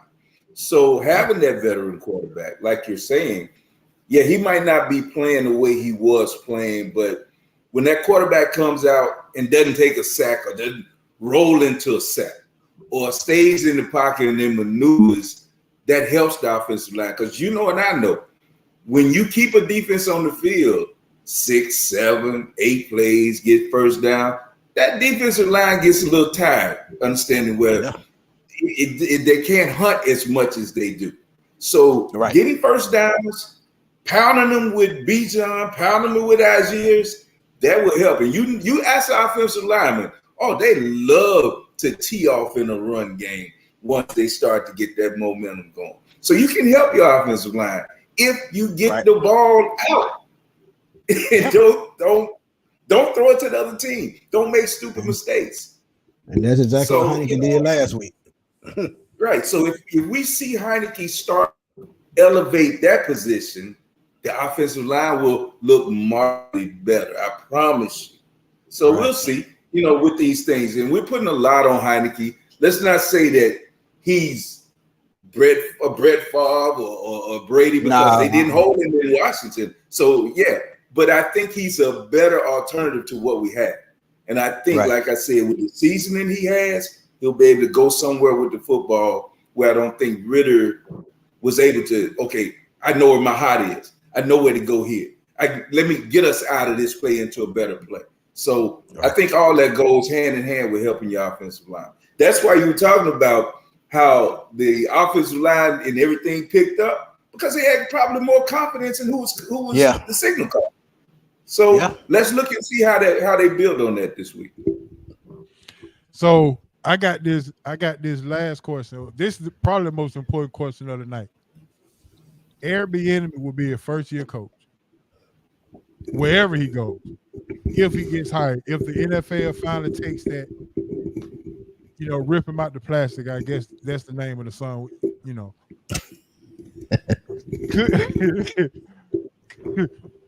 Would you take a chance on Eric Bieniemy grooming whoever is the quarterback here in Atlanta? Even though he's a first-year guy, but he's proved he came to your city with a Sam Howell who's pretty much like a Taylor Heineke kind of quarterback, but just younger, and just rips up your defense and says to you, and pretty much says to all the blank, you should have hired me. I told you this before, H.O. If Terry Fontenot is hired first, Eric Bieniemy is our coach. I think he would be. I said something about first-year coaches, but to him, he's the exception, because as you see what he's doing with Sam Howell in Washington, what he did with Patrick Mahomes in Kansas City.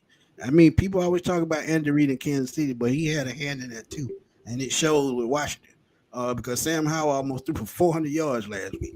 So, as I look at it with Eric Bieniemy, could he come in and develop Ridder? I think he could.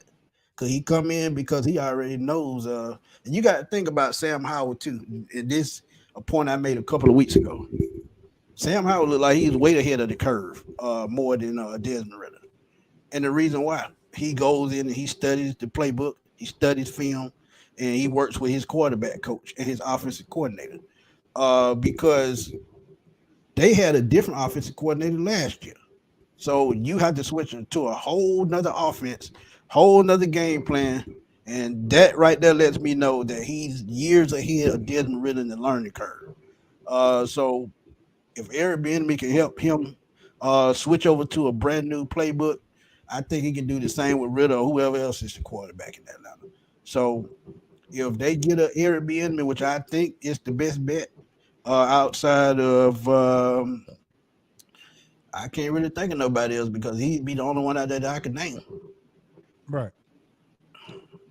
So if the Falcons, if the Falcons can say, Arthur Smith, go ahead and go to FedEx and do your thing with your family and bring in Eric Bieniemy and keep a Taylor Heineke, and because Taylor Heineke is not that old. Nope, 30. Yeah, he's 30. I mean, so you talking about at least 3 to 4 more years left with him. Or I can see this scenario.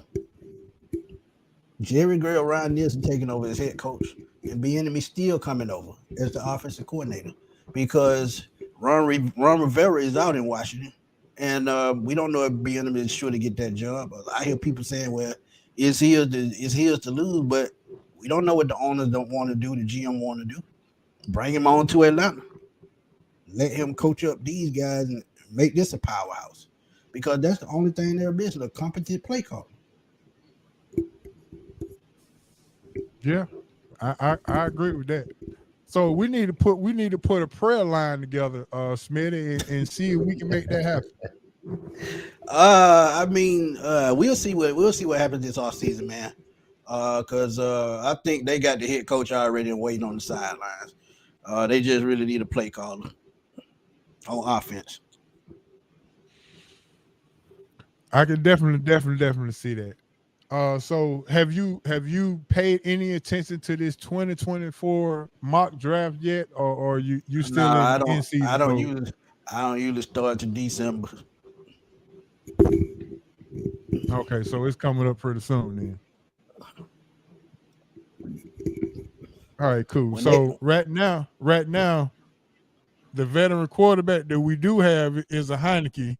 So we shouldn't be looking for a quarterback in this year this upcoming draft. I don't think so. I would go with a veteran. Mainly because of all the weapons we already have, and you just need a quarterback to get them the ball. If you find a play caller, I think all the rest of that stuff falls in place. I agree. Han, you got any more questions? Yeah, there's going to be a quarterback available, and I thought he should have been Atlanta's quarterback. I thought he should have been here and should have been groomed under Matt Ryan for a year. And that guy is playing in Chicago, and he's probably not going to play next year. I can see that. What do you think of kicking the tires on a Justin Fields?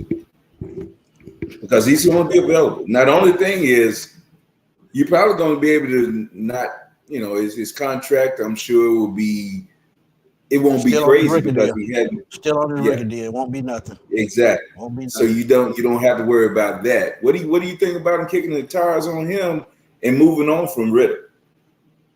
I talked about that week 1, week 2, week 3. Because one thing about Justin Fields, he can use his legs. He's mobile, and he has a much stronger arm, and he's not afraid to sling it downfield. So all he needs is a competent play caller, because the offensive coordinator in Chicago got him back there like a robot, and he's got to fight for his life every single game. If they, like I said, it's the same thing. If they bring in someone that can call plays, I have trust in any quarterback that they bring in. But it all starts with coaching at the end of the day. Because, like I said, with the defense, that's the reason why they're playing so well, because those two guys are working well together to have this defense on the same page. So why is the offense so far off rhythm? Because Arthur Smith is not, going the extra mile to help this kid learn like he's supposed to. So with any offensive coordinator that can call plays, I'm for it. Go for it. No matter who at quarterback. I just think you can't go wrong with a dynamic talent like that. We see what now. I hate that the kid in Indianapolis got hurt, but you could see how putting him in that system, building around him, how that was moving forward. And I think Fields, man, I've seen him throw the football. He throws the football. I just don't think that they built the offense around him. He had the people around him to put him in the right place. Now, whether he can get that here. Now, you bring in Bieniemy or somebody like that to structure some around him. Look at what happened with Jalen Hurts. I mean, think about it. Jalen Hurts 2 years ago, 3 looking at him as maybe not even being in the league. And he turns out now to be one of the top players in the NFL at that position. So look at what they do with Lamar. Lamar is not the prototypical quarterback, but they structure what they do, what he does well, and they built around him in that way. So I just think when you can go get a talent like a Justin Fields and build around him, put the pieces. Look, putting Bijan behind him, and it's a tight end position.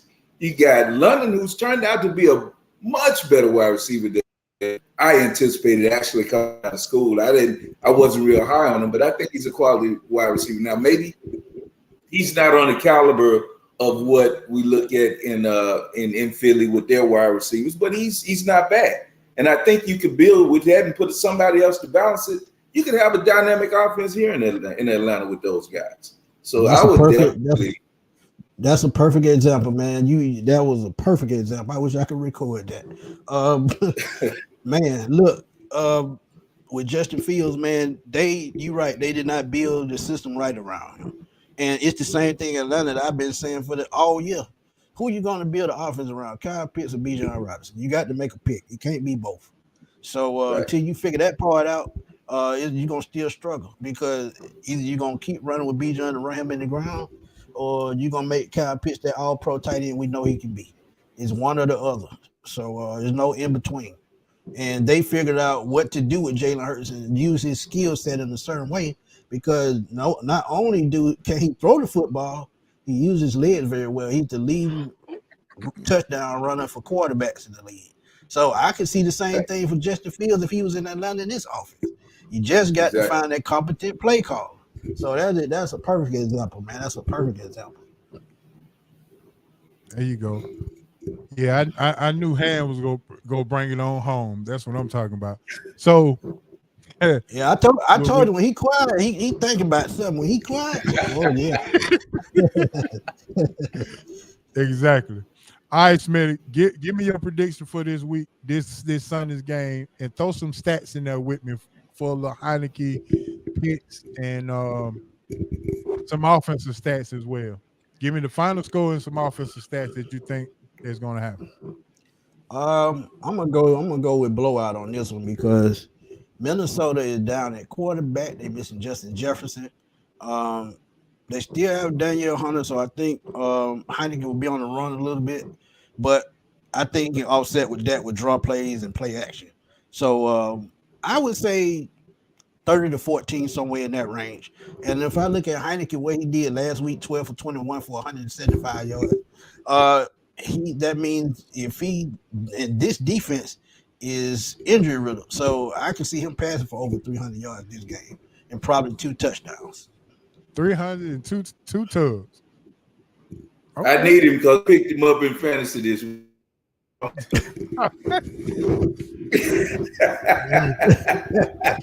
Oh, you done made Hancock speak. Yeah, he was quiet. Like I said, when he quiet, that's dangerous with him. There you go. All right, there goes some more stats coming up. There you go. Oh, hold on. All right, there you go, Han. Can you work with that right now? I can work with that. That'll be fine. That would be perfect. I'll be looking forward to that. That'll be fine. That'll be great. If he get a stat line like that, Desmond Ridder's experience over in Atlanta. It's over. You're right. It is definitely over. Hey, look, in Southwest Atlanta will have a party on Monday. Oh yeah, we'll be drinking a lot of Heineken. Oh man, that's what I'm talking about. Southwest Atlanta, and then what? Any Falcon fans to show their ticket get 20% off any 6-pack of Heineke's, all the way around Atlanta. Some gonna trash by you.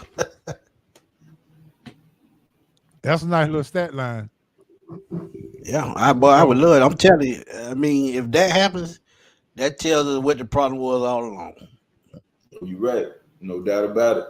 No doubt about it. But now you're looking at it, he got a week to prepare. He came in cold last week. Not, during the week, he probably got about 3 snaps here, whatever. This week, he's the guy taking the snaps. So he knows the game plan and everything that's going into the game. He should be that much better. Yeah, exactly. So with that being said, if that's the stat line, what would the talk be on Monday? Will it be what took so long for Arthur Smith to realize this, or will it be Heineke need to go ahead and name Heineke the quarterback for the rest of the season, and stop trying to call this a week-to-week thing? Yeah, it's really gonna make him look suspect because if you knew Heineke could do this all along, what took so long? And I tell you what it is. I said it from the jump. It's ego. That's all it is. That's all it's all about. Ego. All right, there's another stat line. That's still decent. Yeah, that's still decent. Yeah, I take them 2 tubs, 267. That all right, work. there we go. We got Atlanta supporter, got Kyle Pitts getting 3 tubs this week. Man, if that happens, oh boy. Whew. If that happens, I think Bijan gonna run for 200 yards. Yeah. Wait. Yeah, that'll work. Yeah. If you can open up by throwing the ball downfield, that open up all kind of run lanes. And we all know we've seen it. a couple of games, he's been one tackle away from breaking a long run. So you open up them lanes even more, is hello end zone. All right, that Smith. I think Ken Folks is saying what you have been saying from the beginning of the season. Yep. I said that on the show when we did the first Falcon report that they should have had a quarterback competition, and if they didn't, Desmond Ridder should have had reps all the way through the preseason. But like I said earlier, if he started last year from game one, we'll know exactly what we're working with. We probably could have went out and made a move this offseason. Yeah, I agree. They wasted a year of him learning on the job by what they did with him last year, at least half a year or whatever. As you can see, what they did with Bryce Young, they threw him in the fire. And you can see he's getting adjusting to the speed of the game. That's the thing. You have to learn this. When you're playing at this level, the speed is different. You know, those guys coming through here, you think you got time. You don't. You got to get that ball out. So, yeah, they wasted a lot of, experience time last year on Ridder, who would have been much more ahead of where he is right. I think like I said, Arthur Smith knew his job was safe. Go ahead and throw him in and see what you got. Yep, I agree. All right, Smitty, we got to let you roll, bro. I appreciate you bringing the whole crew over, man. And make sure y'all visit, yes, sir, srtradio.com. Go ahead and visit the website, and go ahead and make sure you subscribe to our YouTube channel, SRT Sports Talk Radio. Make sure y'all subscribe to the channel. We really appreciate it. We here every Wednesday night. And Smitty, we got to bring you on more often, baby, so we can get that Falcon down and go. I'm always available, bro. You already know. That's what I'm talking about. So, yeah, man, let's go ahead and get this Heineken thing. We need to work that prep thing again too, so we can try to see who can be our next football. Hey, next time have a collection plate, because Hancock was going there. He was preaching today. That's what I'm saying. I'll make sure I send you a link to the show, so you can take it and edit it and put it on one of your YouTube channels and make it a reel or something like that. You know how I do, man. I definitely do that. All right, Smitty, man. Any last words that we need to know from any encouragement from the Falcons, or any encouragement for the Falcon fans? Anything else we need to know? Let's go on and win this game Sunday and hit the ground running, man, towards the playoffs. Gotcha. All right, bro, man. I sure appreciate it, my man. No doubt, man. Anytime. You know how I do. All right, bro. Appreciate it.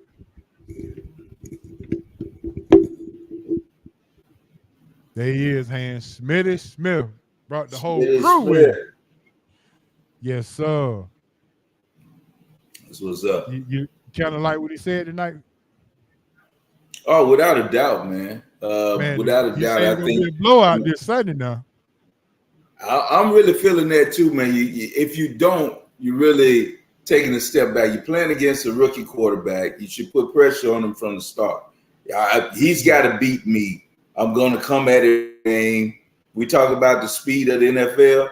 I'm trying to show him how fast we can get to him. I want to hit him early and often. You have some turnovers. I want to make him feel the pressure from Jump Street. Even in the warm-up line, doing calisthenics, we're going to run over there and touch it. And you just got to let him be uncomfortable from the jump. So the Falcons should, not only look better offensively, that defense should hunt all day. Yeah, I agree. All right, so Han, what you think about this? Look at what Marlon said in the chat. Woo! Man, Harbaugh would definitely come in. He's been a winner wherever he's gone. We talked about that. Is he right for this city? I don't know. We'll see. I mean, he could be, because I think wherever he goes in the NFL, it'll be in the NFC for sure, because I don't think he wants to see with his brother. I don't think he wants that at all, and especially not in the same division. So I would look at him looking into the NFC team. He's to me more of an outside football coach, though. That's the thing. You see him, you think about teams that play in the elements. You know what I mean? He's just that type of coach, to where it's he builds his team from the offensive and defensive minds of their defensive lines in a physical style. So especially with that you got here in Atlanta, he would come in and definitely make them a physical football team. And he has pieces. So I wouldn't be too mad at that because, like I said, he knows how to build a football team. He's had success every level. I agree. Man, that was a long Falcons report, but we had to do it, Ham, because we had a lot to talk about. With that being said, let's go ahead and jump into some ballers and busters, bro. And so this week, my ballers, y'all go ahead and put your ballers and busters in the chat. My baller this week, man, is the Atlanta Hawks. I said it from Jump Street. I said it. I got two ballers, actually. The Atlanta Hawks for the resilience that they shown going down. They losing their first two games, but they came back and won the next two with balanced scoring and team staring the ball. They looked great the last two games, playing against Milwaukee, playing against Minnesota. And I just couldn't do nothing but praise the Atlanta Hawks for that. My second baller B is, we talked about this earlier today, is my boys, and I told D Will, I said, listen, Cooper Flag, they got the crystal ball on him. He going to Duke. And he didn't like what I said, but it came out Monday morning, and you saw Cooper Flag committed to Duke. And man, I'm so happy about that. I just cannot wait. So the next shoe go drop is the Boozer twins gonna be committed to Duke pretty soon. Is that right? Well, the daddy went there. I'm pretty sure they're coming. They're gonna follow in Ned's footsteps. But I'm a little bit more high on Cooper Flag than D Will is. D Will kind of poo-poos and says that he's kind of overrated. But from what I've seen, I mean, to me, the kid, he has a couple things going for him. And he's the perfect Duke player. I mean, he just is. He's going to fit the most hated white basketball player in the country. That's going to be number one. And I think he can back it up. That's the thing about it. You can be that and all that, but he can. From what I've seen, he can play. So I'm not mad at it. I want to see him go to the next level, but I see a ball. I really do. So I know you're happy with it. When I saw it, the first person I thought about was you. I just didn't have time to call it. When I did call you, I talked about it. But I knew you would have to be ecstatic with that. Man, I was super ecstatic. It woke me up Monday morning. I was like, I got an alert on my phone, breaking news. I couldn't believe it because I was like, somebody playing with me. Then I went to I did my research and called my resources. They were like, yeah, he committed, because I saw another post on X that said that him and that Patrick guy was going to go flip and go to UConn together. I was like, man, come on, don't tell me that. And no, that didn't happen. So, all right, cuz say ball of the Hawks and Coco Golf, and I'm about to give it to you. Carson Beck got to be, he got to be a baller this week. He did answer the bell in that cocktail party for Georgia. Yeah. And you said it best. When they're ready to play, they can play. Yeah, I mean, I think, like I said, to me, Kirby is taking the blueprint that was developed in down there in Tuscaloosa, and he's brought it to Athens. They look so similar to me as programs, and you'll watch. I used to tell you how you watch Alabama play, and early in the game, teams might move the ball downfield a little bit or whatever, but in that second and third possession, they start to take things away from you, and it becomes like a boa constrictor effect to where they just suffocate a team. And you can see Kirby is doing that same thing with Georgia. Once they start playing, because that's my ball, I was going to talk about him in a minute, they suck the life out of teams offensively. They just take stuff away. Mm-hmm. And the defense, and what I was worried, and not worried, but I hadn't seen was, they lost many players to the NFL over the last 2 to 3 years. You wondered if the defense would be as sound but man, you can see it. They still have dudes on that defense. And right now, man, they're really moving up. You know, I said earlier, you asked, was there going to be a team from the SEC to win? And I was kind of like skeptical.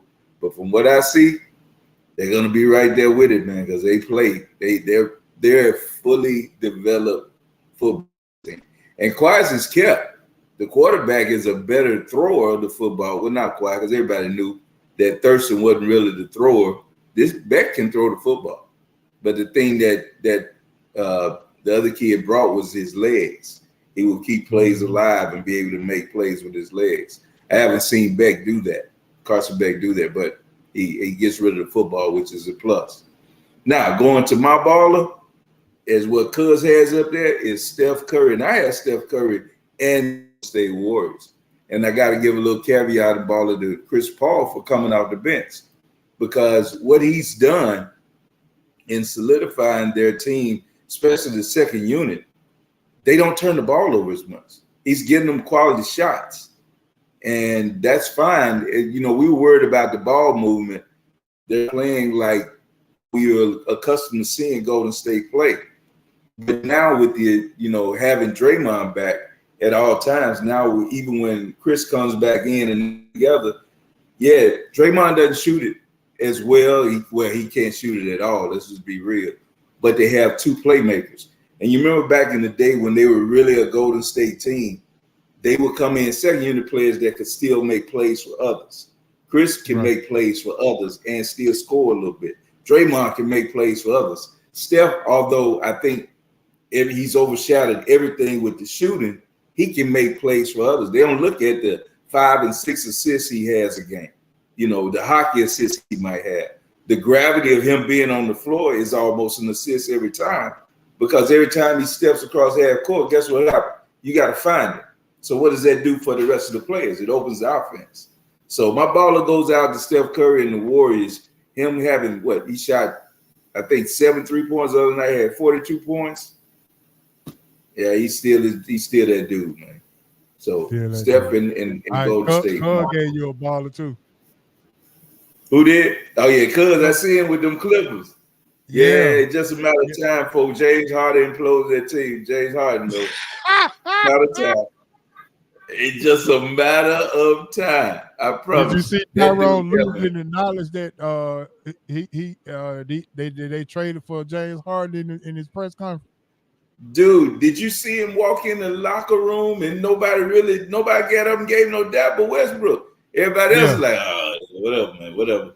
Yeah, I mean, look, man, dude, man, he is the MVP of the strip club, that's for sure. But I'm telling you, he's MVP and he's the most valuable get out of a team player that I've ever seen in my life. I've never seen anybody be able to just worm their way out of a situation and fall out of crap into a golden situation every time. He playing with Hall of Famers again. Yeah. Again. And what? Houston gave up what? I mean, the Clippers gave up what? Some crab dip in a box of basketballs? They really give up nothing. Yeah. Yeah. So I don't know, man. He man. So kudos to you, cuz. We'll see what happens, but it's just a matter of time. He ain't gonna be happy there either. Yeah. All right, man. Buster time. Buster this week, man. I'm gonna have to give it to I got a couple of them. I'm with Dez on this. The officiating in the NFL has gotten so bad. I mean, it was already bad, but it's worse. It's worse than bad at this particular point. That first touchdown when D-Hop just hugged and grabbed and just AJ Terrell, but AJ, you got to keep playing. You can't throw your hands up and campaign for a call when the man is in the end zone celebrating. But the NFL referees is just getting super bad. And my second buster, man, is Stephen A. Smith for keep talking about all these players who miss games. Why is it so important that he point out that players miss games or don't play or whatever the case may be? I don't understand. I mean, he has a hard on for players who don't play in games. And I'm like, bro, why are you talking about Brad? He talking about he's getting a little concerned about Bradley Beal. I mean, and it's just a turnoff. It really is a turnoff for somebody to talk about missing days when they don't work for you. I mean, you on the outside. You're not even in the NBA. You're not even in the NBA. And I just don't understand how and why this man has such a credence on talking about guys who miss games.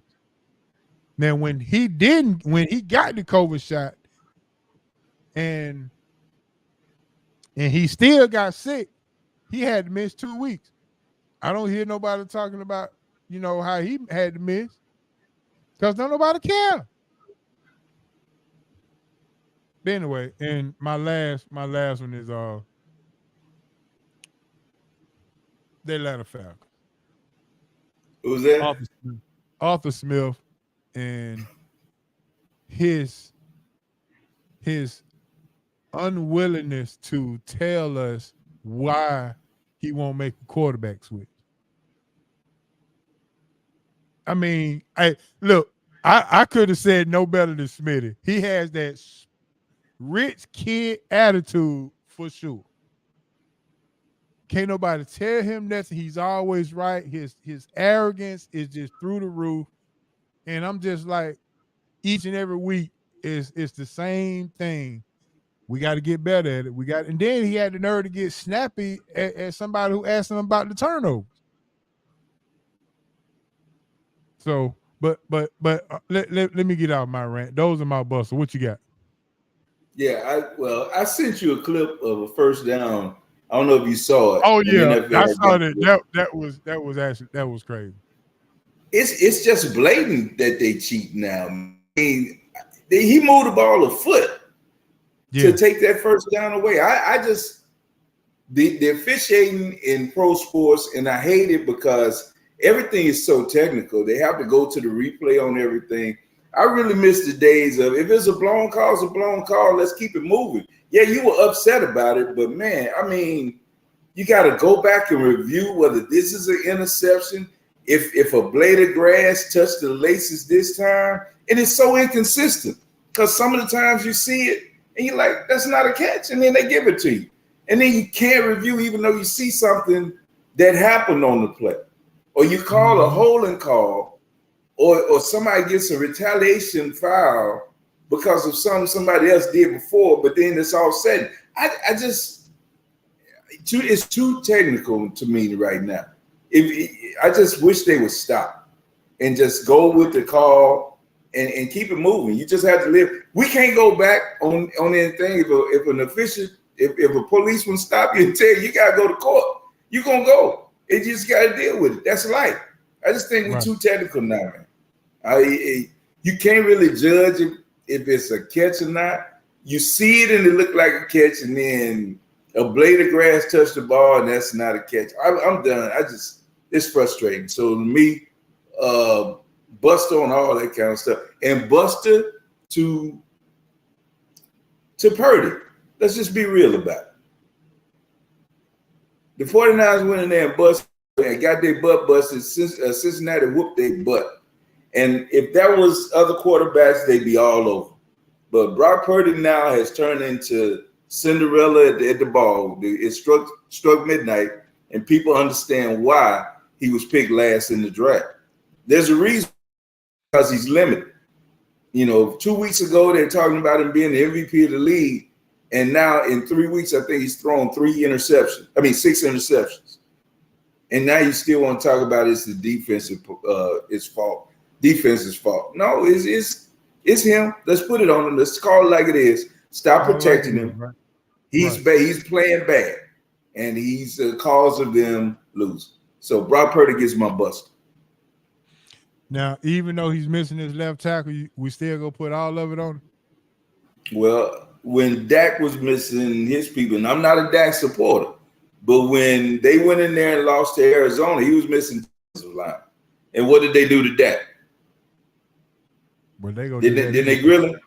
Yeah. Right. They grilled him, right? So you can't, like I said, the same thing when I talk about the committee in the college football rankings. You can't be selective about this time. It means something, but for this team, it doesn't. It's bull. Right. I agree. All right, though, that's a buster for sure for those who stole from the player. Yeah, stole from the players. My question is, why are the players wearing that kind of jewelry or that much jewelry to a game? I guess the only reason because they can, big homie. I don't know. To me, I don't understand how they don't have security to lock up the locker room. I just so it's had to be an inside job, man. Let's look at some people who had access to the locker room. That's where it is. It shouldn't be that hard. Yeah, either the players stole from each other or somebody who's in charge of security of their belongings should be called into question. It's that simple. If there was no break-in, then it was an inside job. Yeah. Oh, and just a caveat, big homie, Milwaukee's getting blown out again. They just got it down to 16, but they were losing. Not Toronto, right? Yeah, Toronto getting it to them, man. But that's what I mean. Like, Dame brings a lot of offense, but you lost a defensive presence in Drew Holiday. Mm-hmm. You lost a guy that took the best player or the best wing scorer from the other team and played against him. You know, he that was his assignment and run the team. And now you've lost that. So they have to find a playing personality or an identity now that they've lost their piece. And it's going to take a minute to find the chemistry. Yeah, I agree. All right, Han, real quick. I hope you don't mind. We'll go over a little bit tonight because we got to get this. Yeah, that's a good thing about doing your own studios, huh? That's what's up. Our round table discussion is going to be what we thought, what we learned, what we know. Yes, sir. All right, so for all the people that's new to our channel right now, we do a segment. It's a new segment. We're gonna tell you what we thought, and then we're gonna tell you what we learned about what we thought, and then we're gonna tell you what we now know. All right, Big Homie, I'm gonna start with you, and I'm gonna go ahead and throw it at you. All right. Okay. Then we'll go back and forth. All right, Big Homie, give me a thought. I thought Wemby would be a more than decent basketball player. I really thought that. I thought that he would come in and probably be a front runner for Rookie of the Year, but he's probably exceeded my expectations. So what I thought on that aspect, pretty much, he's exceeded some of my expectations. All right. So what have you learned from this thought? What I've learned is that Chris Paul might want to try to win the championship by coming off the bench. Okay. Because I didn't think honestly, that I've learned now that maybe he's not as selfish as I thought, or he's either, he either knows that the time is running out or whatever. So that's what I've learned. He got called to the principal office last week because he was selfish. Maybe so. Yeah. He was selfish last week. All right, Big Homie, what do you now know? What do I know, Big Homie? I know that the selection committee is one of the biggest jokes in sports. It's all about TV. That's committee? What I know. The selection committee for college football.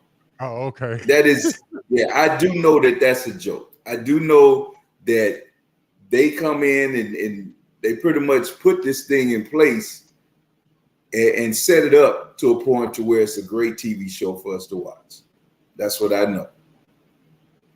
So, Big Homie, what have you thought? Give me a thought you found out.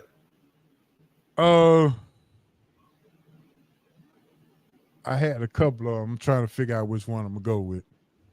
Okay. I thought college basketball was kind of losing its grip with the NIL. In what way? Well, let me say it like this. I thought college basketball was losing its way because of the NIL and because of all the other avenues that they can go with the what is that, the elite thing? Different ways that they could get different ways to the that NBA. they can do, different ways they can get to the NBA. So I thought college basketball was losing its recruiting cachet in a way. Okay. That was my thought. Okay. So, but what did you learn about that may have changed your mind then? I've learned that I don't care who the head coach at Duke still has this way of getting what they want. So with Flag coming up and you think they're going to get the Boozer twins, do you think now they become this power again? Or the thing with this one and done is, are they going to be one and dones? Are they all up out of there? Well, this is what I know. I know that Kyle Filipowski should have left last year and he came back. Okay. Mark Mitchell could have went last year, but he came back. Jeremy Roach, who definitely, he had already put his name in the draft and pulled out to come back. So which means that they have 3 bona fide guys right now on the team that can give them very good experience in the NCAA tournament. Very good. Okay. So what I know now is that over this year, next year, and the year after, Duke has a very great chance of getting ring number 6. Okay. That's what I know. Yep. Well, I'm gonna tell you another thing that I thought, Big Homie. And I thought Desmond Ritter was a wasted draft pick. I really thought that. And might not be too far from that now. Yeah, and the reason I thought that was because, you know, some of the things that we touched on with Smitty Smith, he was talking about how he doesn't read defenses or he hasn't done this or whatever. He doesn't see it as well. When you play at smaller schools, sometimes you can't adjust to the speed going to the next level. Now, some people translate and you see it happen, whatever. I know I've talked to you about it, and I thought I never saw with Ritter anything that impressed me. So for them to draft him, I really wasn't high on him. It just didn't work out. So now I didn't have to learn it. I knew it. I knew Desmond Ritter is not the guy for the Falcons. So with learning that, how do you feel about Ritter? Do you think he'll ever be able to be the quarterback for the Falcons? No. I thought he was, I think you pegged this as some people are just coordinators and they just not head coaches. Just like Josh McDaniel. Yes. Arthur Smith. You're not a head coach, you're just a coordinator. And I think with that being said, Desmond Ritter is a good college quarterback. He's just not an NFL quarterback. I mean, he does well in college because of he's athletic and you can put some pieces around him that make him look better than he really is. But to lead a team in the NFL, That's not what he's made. That's not what he's made to do. So no, absolutely not. Okay. So what have you learned about the early part of the NBA season, no big on? What is anything stood out to you that you learned from that? I've learned that. Well, I give you a thought, and then I can tell you what I've learned. I thought the players run the NBA more than the NBA run the players. What I've learned is the NBA players run the NBA more than the NBA run the players. And what I now know, based on what James Harden has done over the last 3 teams that he's been a part of, is the NBA players run the NBA more than the NBA run the players. Do you think that'll ever change though? Is there any way for ownership or the league to get control back? Or have they given too much to the players? Well, they gave it to the players, and they was trying to get it back. That's why they were stirring all this controversy up. They want to start they wanted to start the controversy and narrative changing when things come up so they can have power, but that's not working. That's definitely. What do you think about this new rule about the flopping now with the text? Have you seen that come into play yet? Because I've seen it a couple of times. What do you think about that? I haven't seen it come into play, so I definitely can't talk about that right now. I don't think it hadn't been consistent, but I've seen it called a couple of different times. And I'm wondering, because will they continue it on? How long will it go on? Or is it just something that they're trying to get the public to say, look, we're doing something about it? Because I don't think they'll stay with it. I think a couple of games I've seen where they've been legit. If you can't fall down, it's one of my pet peeves about these jump shots where they barely touch your hand and they fall all across the court. You can't do that anymore. They're calling that. And so I'm happy to see that. So that's gonna make Marcus Smart an average basketball player. So and I like this question. What are your thoughts on this NBA tournament that's coming up? I don't even understand it. So I really can't comment on it because I don't even understand why they doing it. Yeah, it's new to me too, and I think it's some money incentive into it.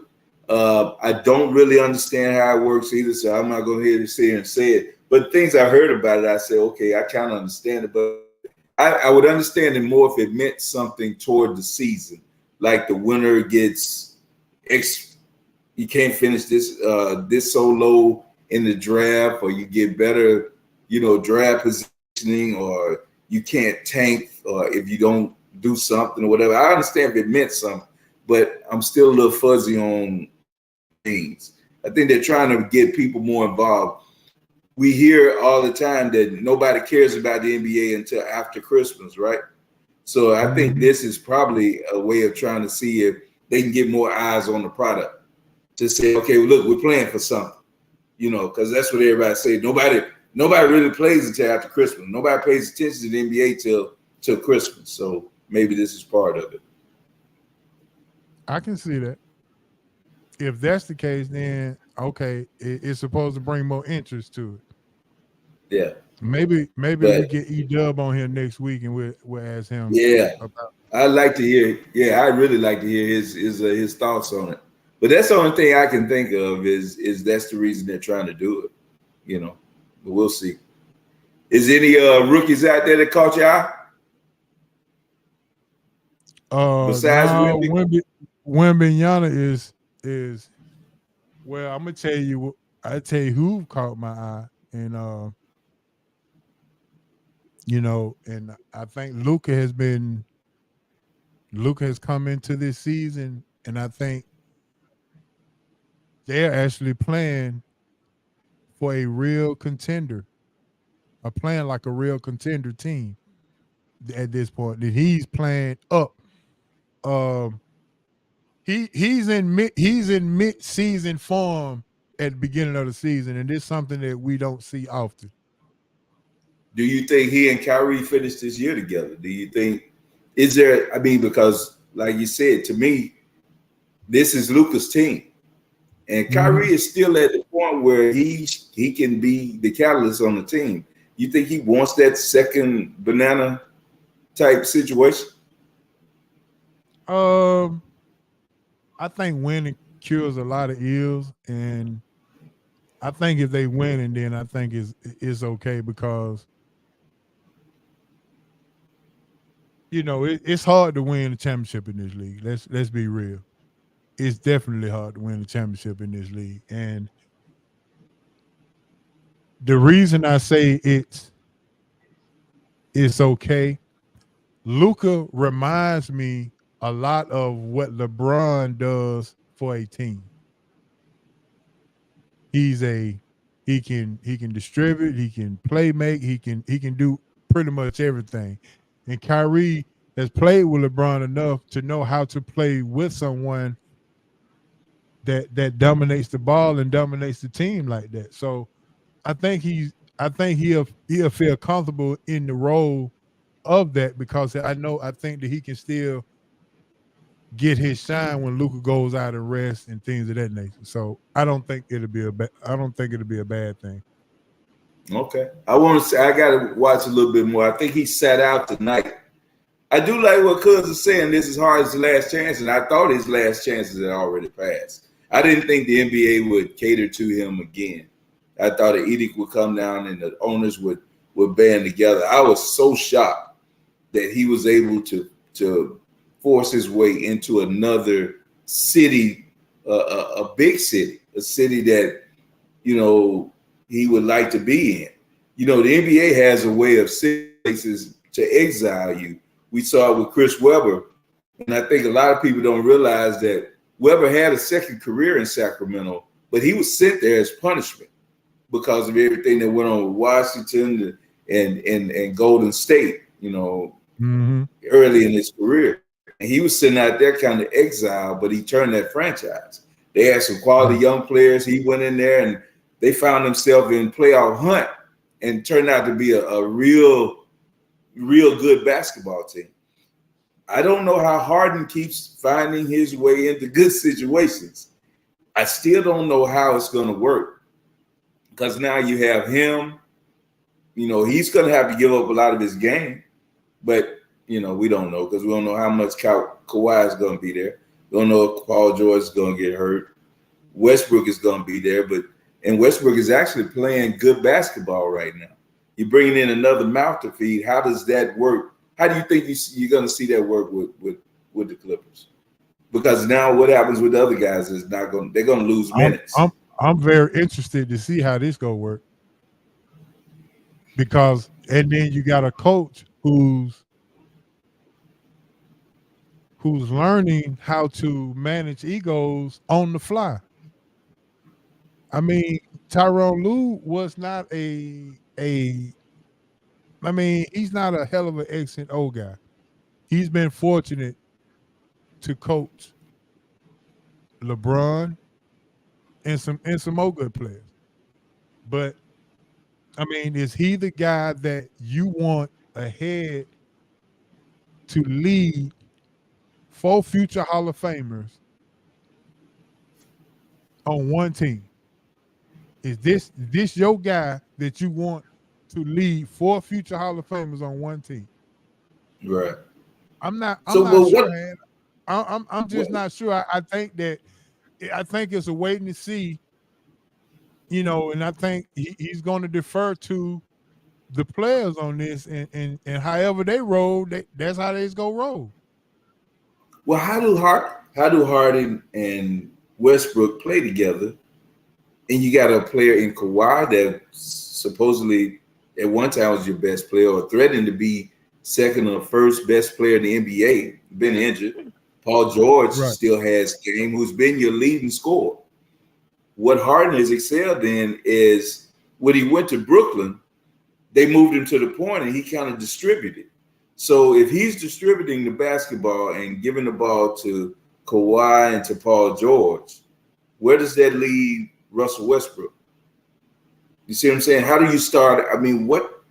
you play with one basketball, and I just don't know how this is going to work. I'm interested because I think it is intriguing. It's going to make basketball in LA real interesting.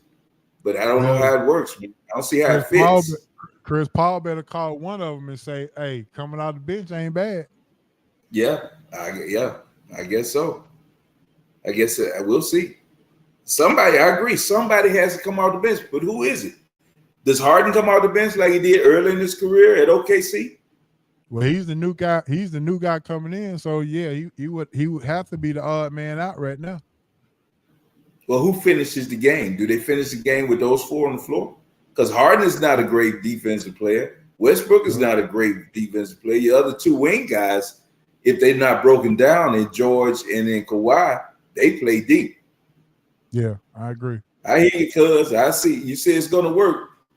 I can't wait till they suit up, cuz. I promise you I can't wait. Yeah, I'm going to call you that first time they all four play, too. I need to see. Yeah, we definitely got to do that. All right, so Dez brought up a good point. He did what he thought, what he learned, and what he now know. Okay. That's a good one.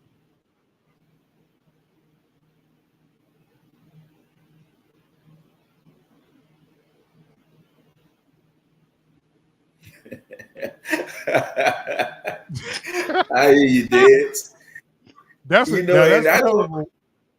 I don't even put it past it being scripted anymore, man. I used to think, and I always thought that some of the stuff was fugazi. I thought they were throwing some of the games, and you and I used to talk about it, how, look out, because there's no way some of these teams should be losing to some of these other teams. And we see it every week, where Arizona is a 14-point underdog and they come in. We saw this past week. Denver had been getting killed by everybody, and Kansas City comes in and lays an egg. And Patrick Mahomes throwing interceptions, and Denver ends up winning. But like we said, these casinos in Vegas, they there for a reason. They making money. So it's scripted, man. It is, and we're a sports show, big homie. But it's just too much bull that goes on for us not to. This stuff like the moon landing, man. It ain't real.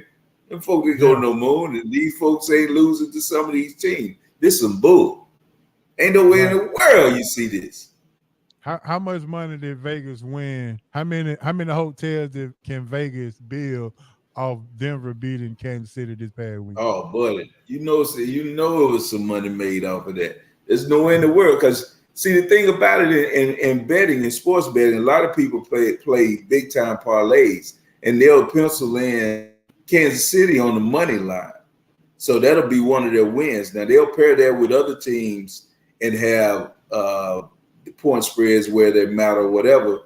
But on your money line picks, Kansas City is like a free space in bingo. You would put that down. And you can't tell me that they didn't make a lot of money by having Kansas City lose that game. We've seen that over and over this year. Said. Yeah. You're right. They're right. I mean, you cannot make this stuff. It's phony, man. It has to be. It has to be. A lot of this stuff is scripted. But they get away with it because no matter what, every Sunday, what we doing, big homie?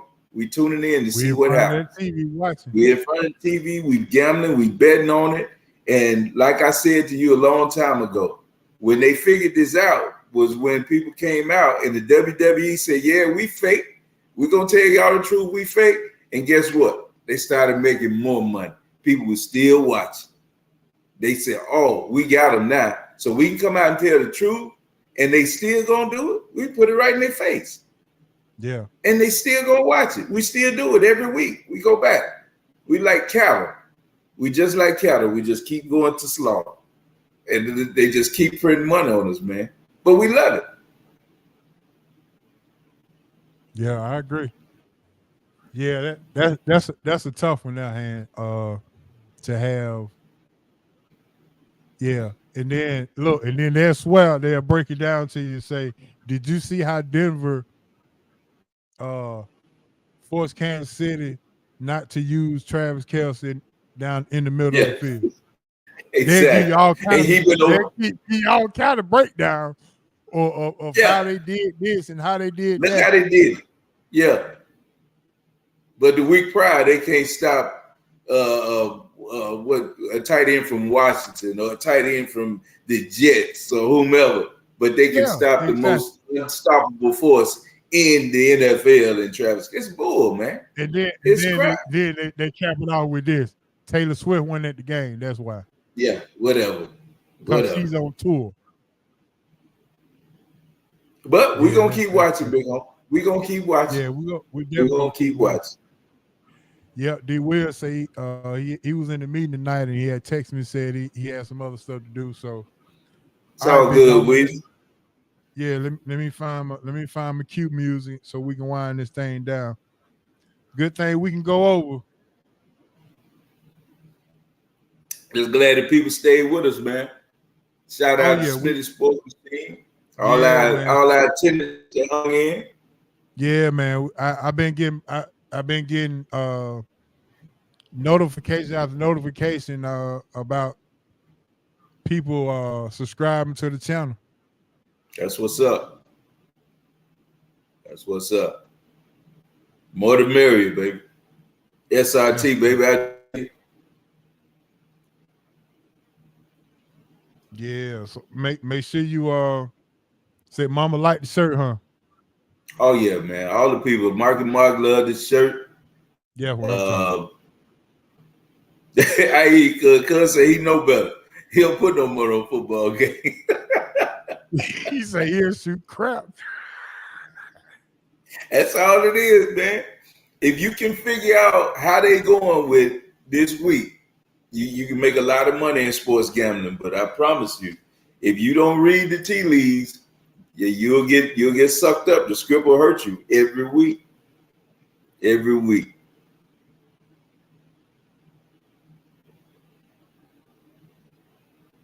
All right, Big Home. I got it now. You got us. It is. Yeah. Hey, man, shout out to everybody who tuned in tonight, man. We had a hot show tonight. Shout out to Smitty Sports Machine for bringing his whole team over to the Sports Roundtable, man. We sure appreciate it. We sure appreciate the love. Make sure you follow us on YouTube. Be a subscriber. Make sure you go to SRTradio.com and get your VIP subscription as well, so you can win some free prizes and all that, man. So do what you need to do to make it all happen. All right, that's all I got, hand. What you got? Hey, man, I already gave the shout out Smitty Sports Machine, all the people that listen out there and support the SRTradio.com. We appreciate it. And go Taylor Heineke, baby. We go pick him up. We keep this winning streak going. 5-0 with them Stevie J's, big homie. We had to do it to you this week. Yeah, man. Congratulations on the win. Appreciate I got G Money this week. Yeah, sitting there. I made one mistake this year. I see you on the winning streak, that big homie. Yeah, man. 5 straight wins, man. Tied for first in my division.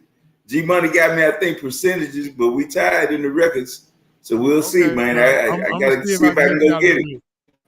I need you to do that. I need you to do that, see big if I homie. Go do a little something.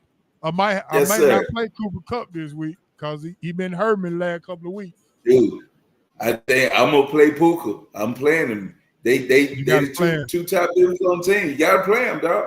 They can't score if you don't play them. Yeah, you're right. I agree with that. Yes, sir, man. It's been a great show, man. I loved it, and I'm gonna get this over to G so he can get it up and going on so people can tune in on the podcast. Yes, sir. It'll be soon.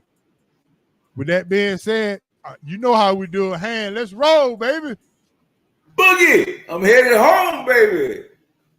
This your main man, Hey Joe from Bankhead. R.I.P. Moms and Pop. R.I.P. BC. And if you love the show, tell a friend. And if you didn't, tell them anyway. There you go. Once again, we'll see y'all next week. SRTradio.com, SRT Sports Talk Radio on YouTube, and on Facebook Live. We'll holler at y'all next week. And we out. Peace. Peace.